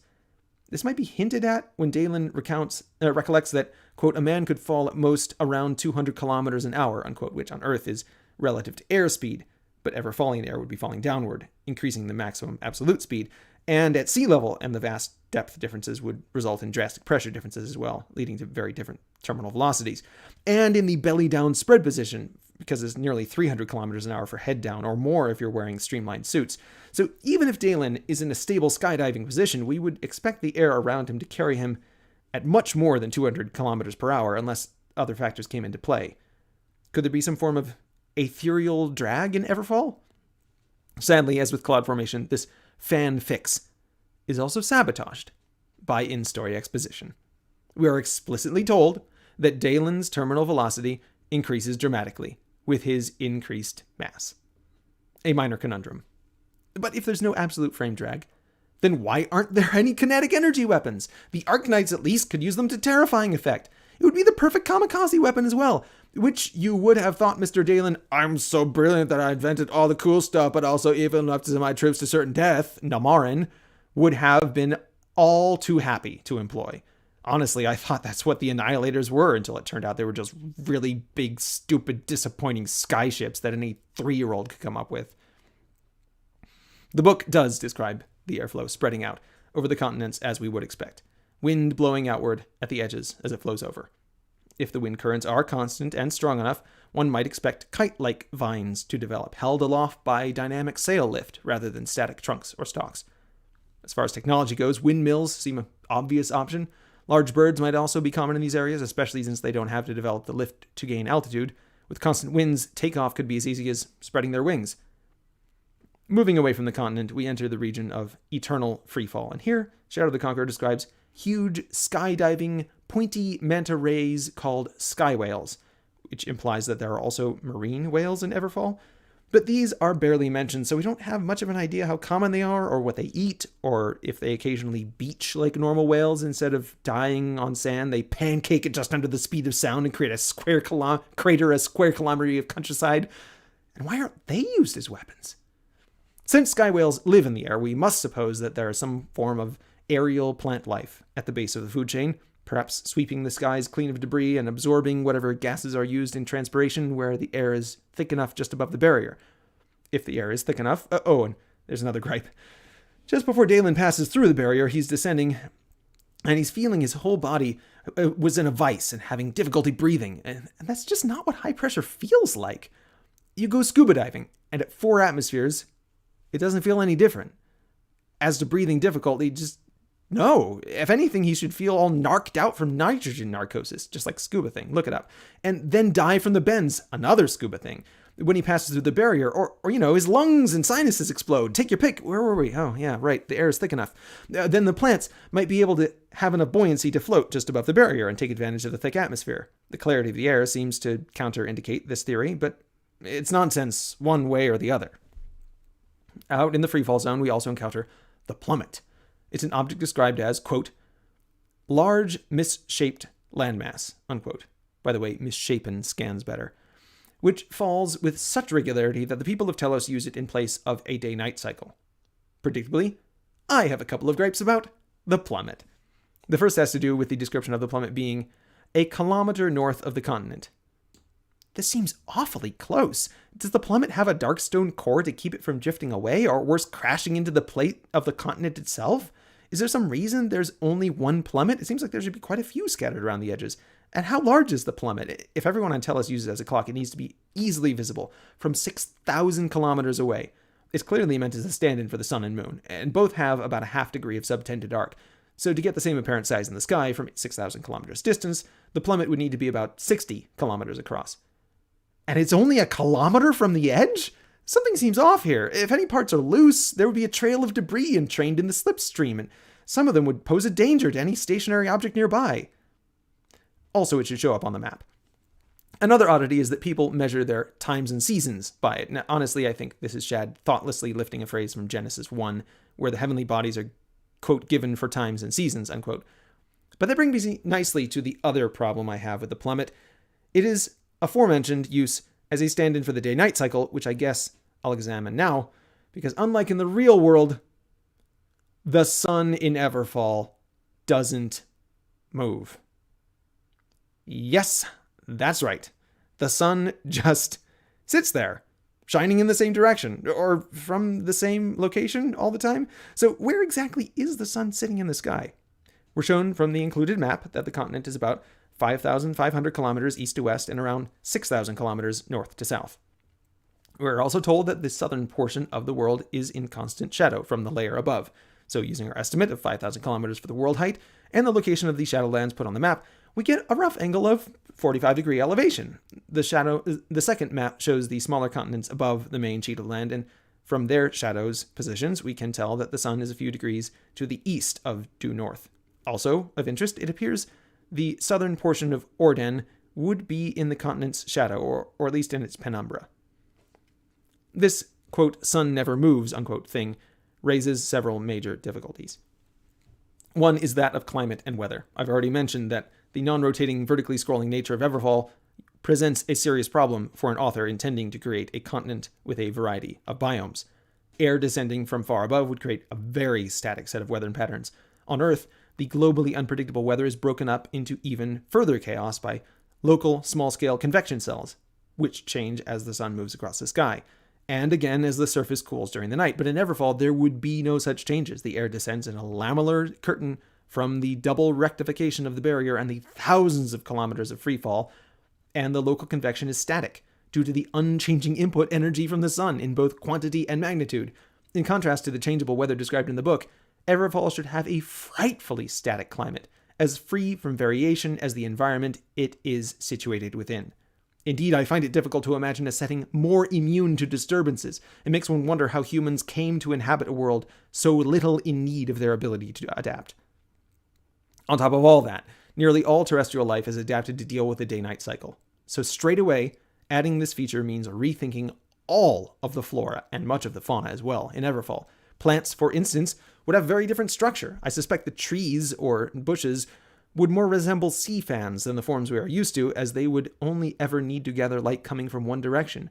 One might argue that grasses would still exist, though I tend to think not, as detailed below, but their blades would align likewise with the sun and perhaps be much more broad than terrestrial grass.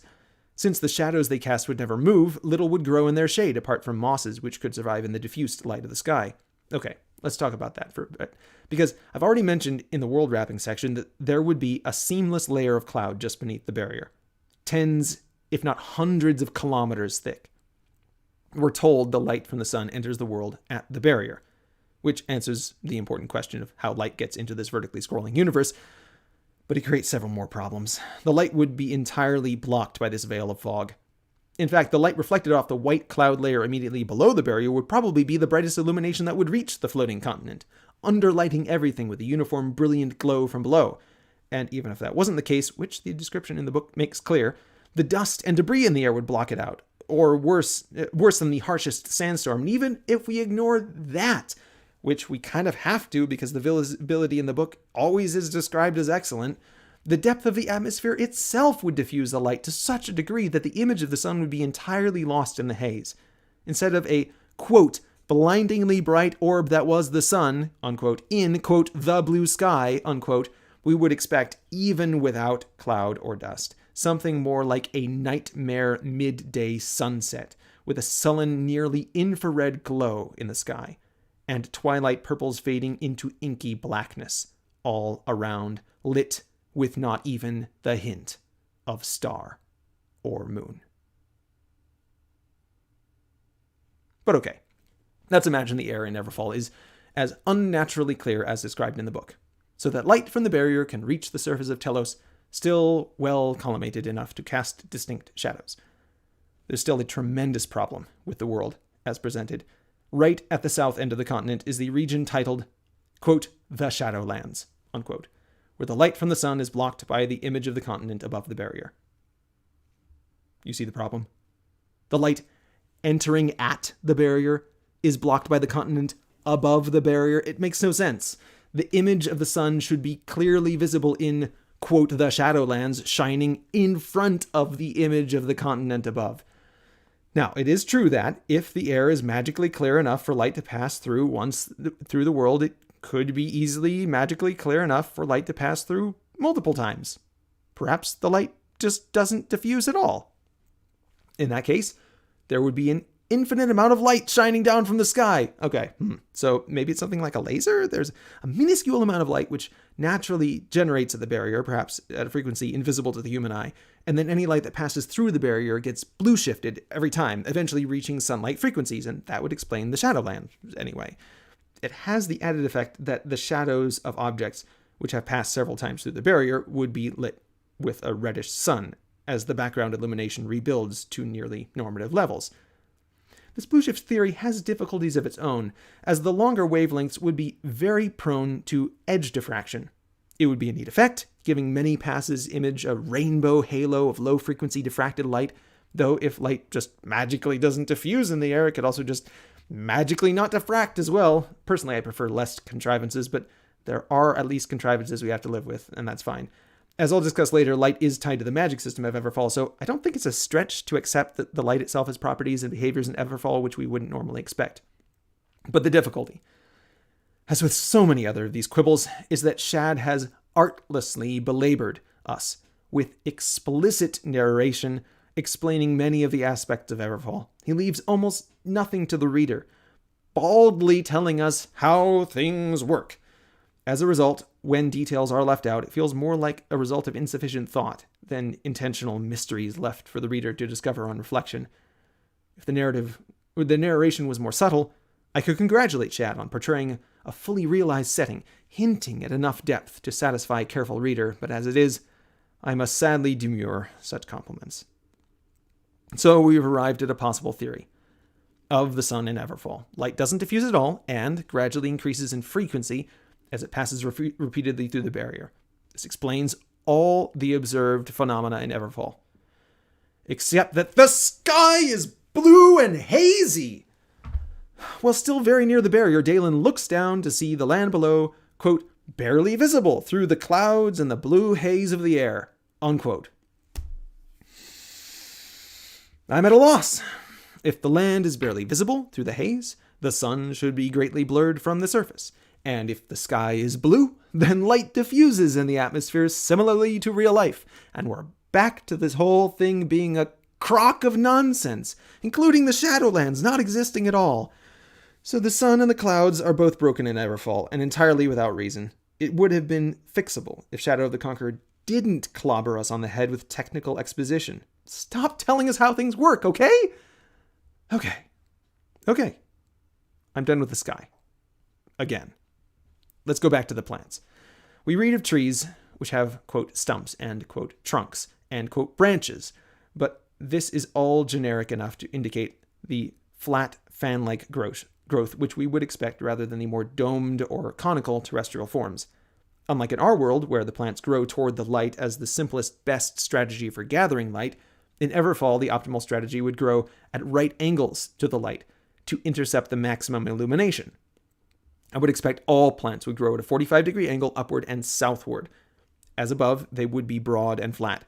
Weeding would be greatly simplified, as you only need to clear the sunward side of the plant. Propagation would be an interesting challenge, as seedlings wouldn't do well at all in the shade of their parent plant if dropped straight down, and if they grew up north of the parent and shaded it out, that'd be a wash as well. So I guess they would flower east and west, or have really long stalks that reach far enough north and south that there wouldn't be much shadow overlap. Farms would prefer furrows and east-west lines and would be evenly spaced to reach the maturity just as the northern row's shadow reached the southern row. And depending on the height of the plants, we read of a shrubby field, so waist height seems plausible, this would lead to rather wider furrows than we are accustomed to on Earth. But there's another problem, a deeper one that doesn't appear fixable by purely thermal barrier-mediated seasons. On Earth, and in latitudes normally associated with the vaguely medieval cultures that Everfall seems to evoke, there is a growing season with the vaguely medieval cultures. There's a growing season when the days are long, and a fallow season when the days are short. Fields are plowed at the beginning of the growing season in order to keep the weeds down, and most of the regular crops that are grown in fields are annuals, which die off in the fall. But in Everfall, there is no winter, and not even night. Just a perpetual eternal summer noon. Annual crops, including grasses, would never develop under these conditions. Farmers would tend orchards or vineyards.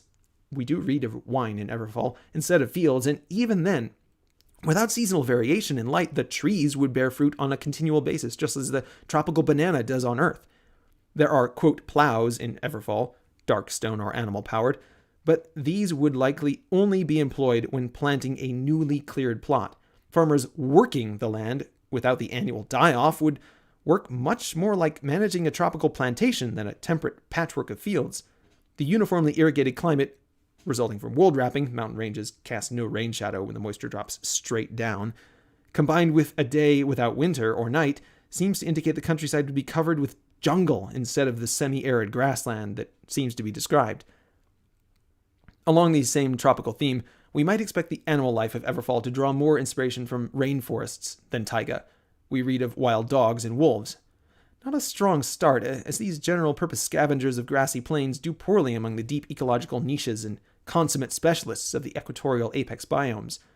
There's something called a griff, which merits no further mention and therefore bears no further examination. Birds are mentioned twice in passing, but with no details.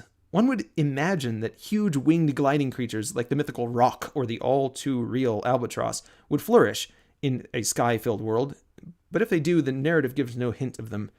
There's no mention of cats, and almost none of cattle. 2 milking cows, and why not dairy cows, make an appearance, and there is once a horse-drawn cart. But there's otherwise no mention of grazing wildlife. Given the soundly European flavor of the examples of animals, I'm prepared to call out this aspect as well as to be insufficiently thought through. There's also a mention of, quote, ivory key, unquote, piano, which implies, if not elephants, at least some large tusked animal of some sort. But what about dragons? Drakes exist, we learn, but, as Daylen informs us in an ever-irritatingly authorial tone, they are herbivores and live on, quote, shrubs that grow on the underside of the continent, unquote. So we're back to plants now, I guess.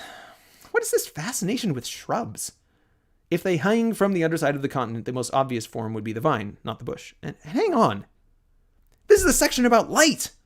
The underside of the continent should be in constant deep shadow. If plants grew there at all, one might expect them to form thick, deep green mats like moss. I'm imagining an upside-down kelp forest, which seems to fit nicely. Hopefully the drakes that graze among them have darkstone talons that they can sheathe to perch in midair like bats. You can have that one for free, Shad. Actually, a bit of a side note here, you can have all of this for free, for reasons which I expound on elsewhere, and there's some links there. I believe intellectual property to be a concept, and to infringe on one of Shad's favorite phrases, a load of bull. I consider everything I create and everything I know to be entirely and forever free of intellectual property restrictions of any kind, and if Shad or anyone else wants to use any of the ideas I described here, I actively encourage it. Don't feel guilty when you don't come up with it yourself. Don't imagine that I did it ex nihilo either. We all learn from each other. We're all inspired, to varying degrees, by God. Speaking of God, the light has a significant cultural and religious place in Everfall for reasons that I'll go into more later on, but for now I'm going to use it as a segue to talk about the effect of a motionless sun on architecture. On Earth, building design has to accommodate a lot of variables. Changing temperature with the seasons, changing winds and precipitation with the weather, and changing illumination throughout the day and night. But in Everfall, none of these appear to change in the slightest. The temperature appears stable, though there is a mention of a bad winter. It's not at all clear what that means in the setting. And there's no reason for the winds to alter, and to top it off, the sun doesn't move. Given these conditions, buildings could be constructed to have an ideal temperature simply by adjusting the blinds and have a roof facing an unchanging direction of the winds. As for the tropical tone, this seems appropriate for the animals. I think jungle hut would be much more appropriate than these stone and brick buildings we read of in Shadow the Conqueror. With a constant sun angle, earth-bermed buildings would be easy to illuminate and much better insulated than the masonry structures that seem prevalent in the setting. I'll go into emergent city planning in the sections on the shades, but as with nearly all the aspects of this setting, there seems to be far too little thought put into the implications of a motionless sun. As for technology, well, the text describes that they know how to make lenses and mirrors. With a static sun, a solar furnace would be trivial to construct. Every home would have one for fuel-less cooking. If you need more heat in your house, mirrors. Want a mine illuminated? Or have a dark corner in your house, which could be deadly, as I'll examine below. Mirrors. People would have them all over the place. We don't do this in real life because the sun is down half the time, and even when it's up, it's always moving. But in Everfall, mirrors are the no-brainer technology. It gets even crazier when you recall that Darkstone exists in this setting. Want to burn down a city? Put a bunch of Darkstone-anchored mirrors in the sky. Why put sunstones that burn out on your Darkstone-powered flying ship? They can use mirrors. Want to accelerate a Darkstone sled to incredible speeds? Set up a sky road with mirrors. Need something lifted? Put a mirror at the bottom of a chunk of Darkstone. None of these things are explicitly described as happening, but as nearly all the Darkstone technology we hear about in the book works through the use of sunstones instead of mirrors, I feel it's safe asserting that Shad did not have solar mirrors in mind when he wrote Shadow of the Conqueror. So, this is kind of interesting, because so far, the things that set Everfall apart from reality have all been in this setting. That's unusual. Most of the time, fantasy settings have fantasy races of nearly human creatures on a very Earth-like planet. Though here we have a very non-Earth-like setting, and even less Earth-like if we draw better conclusions about the implications, without a fantasy race in sight. It's just humans all the way. Zombies count as humans, right? They don't reproduce, as they don't need to eat. And Everfall has its own version of the zombie, called the Shade. We aren't given a lot of information about the Shade, but what we do know is that they are what happens to people who don't get enough sunlight. How much is enough? We're not told. Apparently you can tell if a person is close to turning, but none of the details are given. It also seems that sunstones can act as a substitute for sunlight, but to what degree isn't clear either. The Shade have light-associated superpowers as well. I was going to wait to discuss them until we hit the magic section, but as these powers seem to have their own set of rules, I think it's safe to address them here. The first power is the ability to live forever without food and water. And I presume that they can live without air as well, but that's not made clear. I don't think they need food anyway. Blackbeard, quote, feeds, unquote, stuff to a couple of Shade, but do they need food or just kill things you throw to them? In any case, a foe that doesn't need to eat and who lives forever kind of limits your options to defeat them. You can't starve them out. You can't just wait for them to get old and die. It seems like if the Shade were at all intelligent, they would barricade themselves underground, fortifying their position until they were basically impossible to dig out. And then there's the normal superpowers. Flight, super strength, toughness, dark vision. They can also develop a bunch of conventionally evil powers like killing plants and raising zombies and causing fear. It's a pretty formidable creature. Plus, since they absorb light around them, all they have to do to reproduce is stand next to you long enough. Seems OP. Of course, this change seems indefinitely inhibited by Sunstone, and we know that they have glass working abilities, so it's not clear why they don't just encase sunstones in glass vials and then implant them in people so that they're immune to being turned into a Shade? Shade immunization. There. Solved it. And if you worry about the sunstone might run out of energy, just have it replaced every 10 years. Shade booster shots. The people of Everfall don't do this, though. It's not clear why. It seems like turning into a Shade is a fate worse than death, despite their immensely powerful capabilities. And being a Shade isn't all infernal screaming and tearing your foes limb from limb, though. The main downside seems to be that Shade are pretty dumb. Also, they lose their powers when exposed to intense light, especially sunlight. So the Shade are kind of vampire zombies? And since they're always midday in Everfall, you'd think they wouldn't be much more of a threat. Sure, they might lurk deep underground, and if you have to be careful if you are mining, maybe illuminate your mines with mirrors. But if there's no night, then they're way less problematic than Morlocks or Bogies. Like vampires in the world of Perpetual Day, the creatures of the night just don't have the same menace without, night.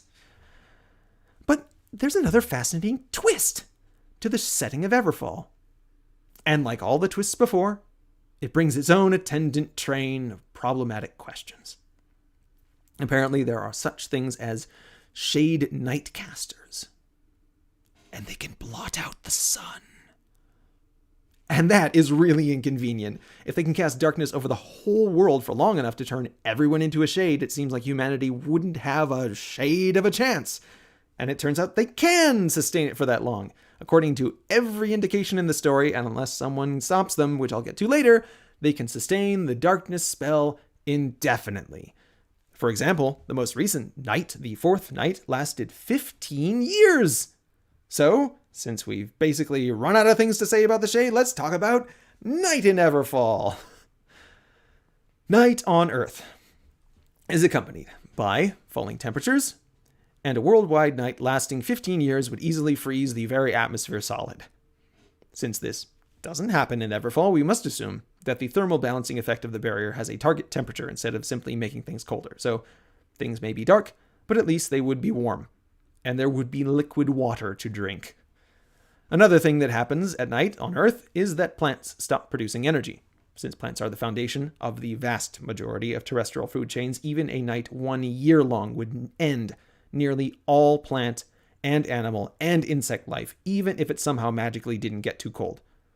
Everfall doesn't have a hot core, so there wouldn't even be holdouts of bacteria around thermal vents. Seeds only stay dormant for a year or two, a decade at most, and that's assuming fungus didn't wipe them all out, which it would, especially if the climate was warm and wet, which Everfall seems to be. Once the fungus had consumed all sources of chemical energy, it would itself succumb to the ever more poisonous fungi until the entire biomass of the universe was reduced to only the most lethal cytotoxins. Even if day did come again, the sun would shine on a sterile world suffused with utterly lethal poison. And since this doesn't happen in Everfall either, we have to assume that people kept some meager ecosystem running with the help of sunstones, I guess. Anywhere there were no sunstones, or where they didn't last long enough, we know from the story that sunstones can burn out in something less than 20 years. We would expect the same death and rot to set in. And another thing that happens at night is the nocturnal predators come out to hunt. And while there naturally don't appear to be any nocturnal predators in Telos, there is one creature uniquely suited to the dark, which brings us back to the Shade again. With their dark-affiliated abilities, it seems like they should be able to easily conquer the world if given 15 years of free reign. Maybe they don't actually care about the surface, and the Nightcasters are some sort of doomsday cult even among the Shade, calling down the ire of the surface dwellers? That certainly seems to be the case, considering that, while the Shade may seem overpowered, they are more than matched by the Archknights and Lightbringers. In short, Archknights, knights for short, have all those superpowers but are limited by access to light, and Lightbringers, bringers for short, can create light and heal others along with various superpowers but are limited by goodness. Like, if they're bad, they lose their powers. This condition on Lightbringers' abilities brings us to another really interesting and problematic feature of Everfall. In addition to having an absolute and objective spatial reference frame, Everfall has an absolute and objective moral reference frame. This means you can do empirical moral experiments in Everfall. You'd think this would have drastic effects on religion, but the moral systems in Everfall seem pretty much the same as those on terrestrial residents. Even without a scientific method of morality, you'd think that bringers would occupy all voluntary positions of power. We know from the story that they are the preferred dueling judges. What I don't understand is why they aren't the only judges, lawyers, and politicians. It seems like, given an objective and testable metric for ongoing moral virtue, everyone would expect that as a minimum for those in power. Sure, you have a smaller pool of candidates, but that just makes selection easier. It's not like there are any downsides. So, okay, that's a problem too. There are no downsides to having these powers. Knights and bringers eat the same amount of food and generally have the same needs as normal people. Their powers have weaknesses. Knights lose their powers when touching Darkstone, and bringers have to stay good. And limitations, powers fatigue if used constantly, but even powerless, they simply going back to being normal people. If there were some kind of terrible cost involved, it would make sense that only a few people would become bringers, but we're told of none. It seems gaining knight powers is a 1/3 casualty rate, but given the alternative of not having superpowers, this seems a very attractive gamble. Given what we know, I would expect Telos society to pressure everyone to attempt to gain bringer abilities, just as everyone in modern society is expected to get a college degree if they can. Those who were unable to attain bringer status would be expected to undergo the process of becoming a knight. Those who lacked the moral fiber to become bringers and the willingness to sacrifice themselves to become knights would quite reasonably be outcasts and possibly even outlaws. This superpowered society would be objectively superior to all others, both morally and physically, and once established, I see no way in which a serious threat could be posed to this arrangement. External threats would be so inferior to each individual member's abilities. A single knight can defeat an entire fleet of military skyships, and that even conventional nations would have no capacity to challenge them in combat. And as to internal threats, with bringers in all positions of authority, corruption and malice would be unheard of, and there would be no incentive for rebellion. The fact that any non-powered aristocratic or monarchical societies exist in Everfall at all is patently absurd. let alone them being the norm. As to the details of the powers themselves, I feel quite well demonstrated and consistently used throughout the story. They employ conservation of momentum to good effect, and seem to interact with the world in believable ways. Super strength lets you lift heavy things, but doesn't keep your feet from sinking into the road. Super reduced mass doesn't keep you from drifting away on the breeze. Super speed makes you catch the air when you're cresting hills. There are exceptions, of course. Here are all the places I noted where the powers don't work like they should. Bullet point. When Daylen changes his mass, his clothing is explicitly not affected. While falling, he can smell the dirt on his shoes, so we know he's wearing shoes. His shoes should be completely ruined when he lands, yet later he removes his shoes while doing an experiment to avoid damaging them. Bullet point. At one point, Daylen is using super strength to carry an entire felled trees from a field that is soft enough to till. His feet should be sinking into the ground, up to his hips. He shouldn't be able to walk on soft ground at all, carrying a load like that. Bullet point. Daylen binds light to his ability to grip, effectively giving himself Spider-Man wall climbing powers. But this magically works on his feet as well, even though through the soles of his shoes. Maybe that's just how the magic works on shoes in that condition, but it still bothered me. Bullet point. Daylen has learned to do a, quote, mass break, unquote, where he increases his mass while falling. Due to conservation of momentum, this decreases his speed by the same ratio. And that's all fine. The problem is that right at the beginning of Chapter 7, he falls off a building, increases his mass to slow down, and then returns his mass to normal before landing, so that he doesn't damage the pavement. But I'm pretty sure this would increase his speed back up to a normal and accomplish nothing, but in the story it brings him to a full stop.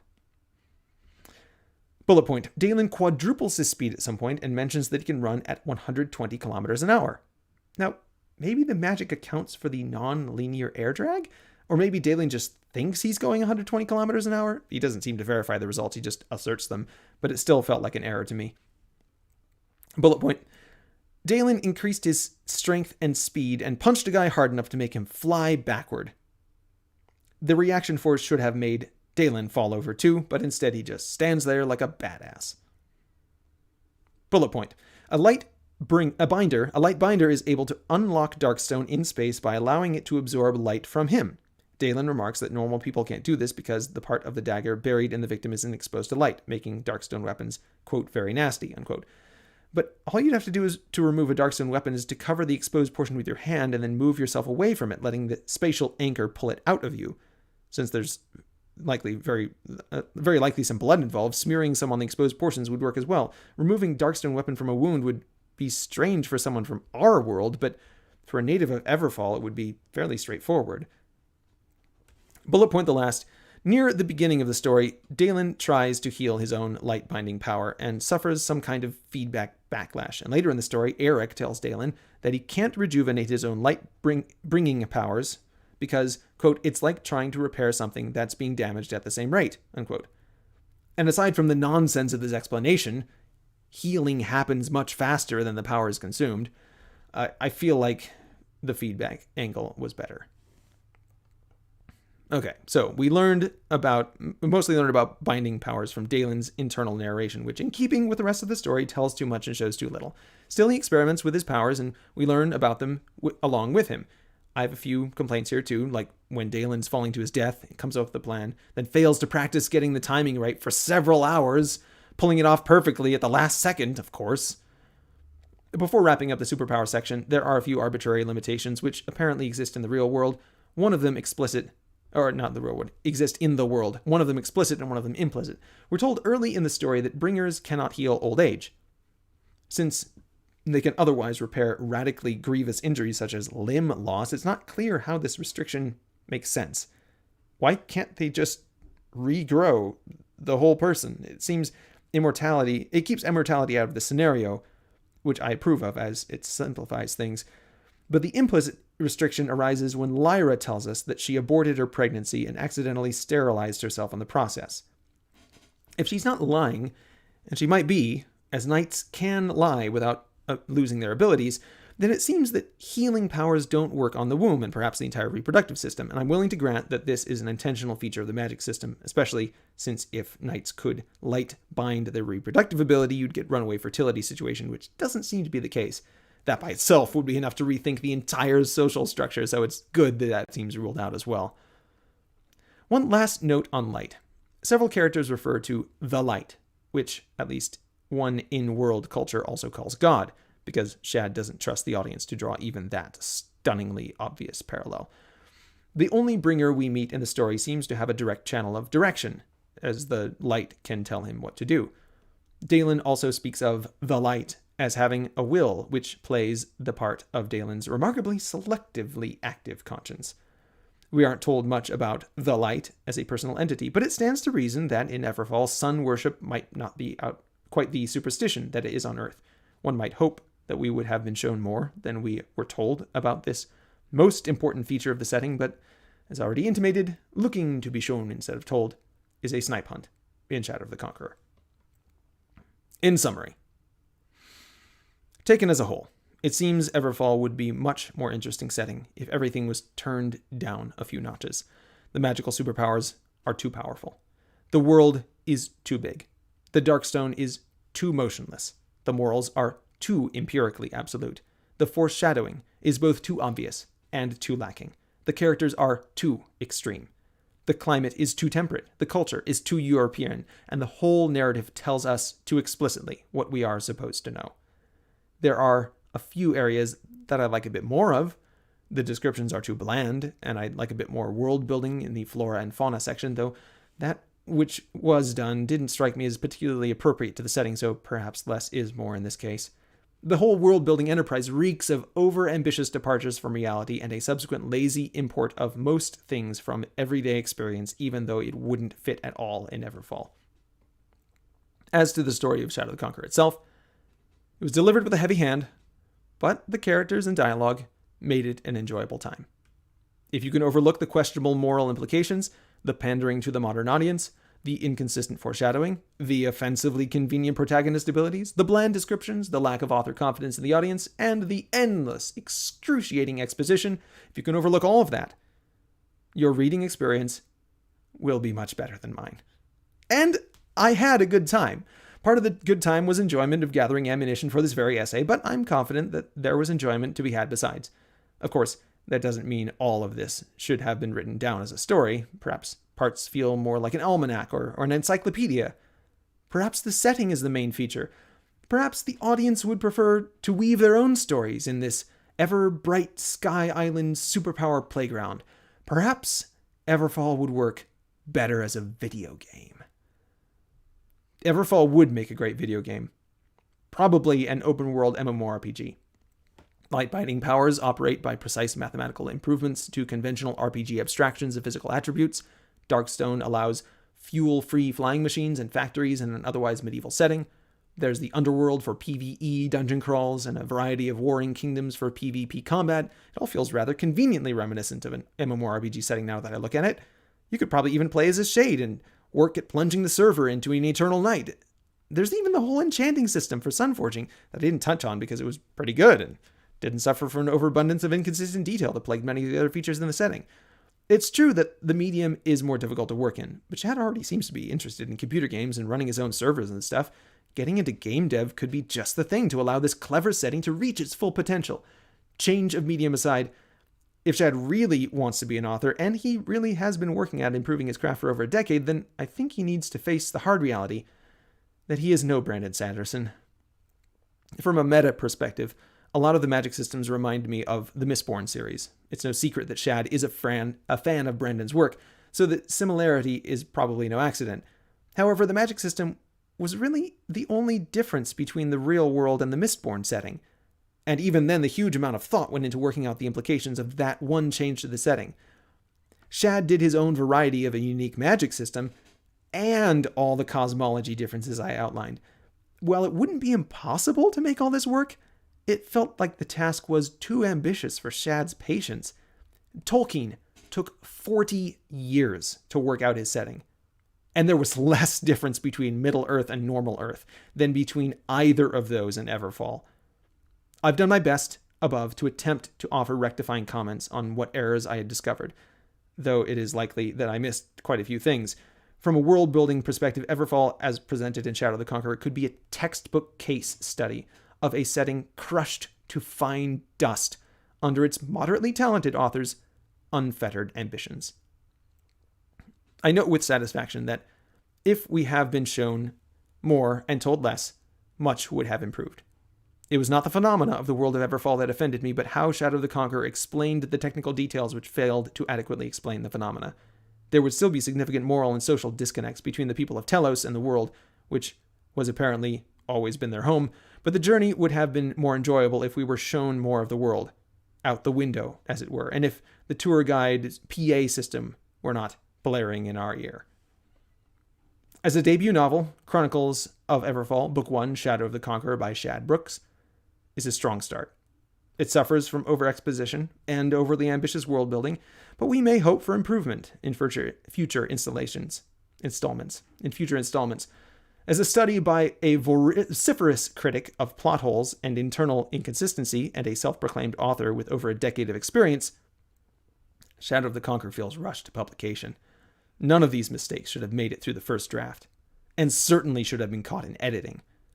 On top of the technical errors, if the stylistic problems still exist after so much practice, an appreciable improvement by the next book seems unlikely.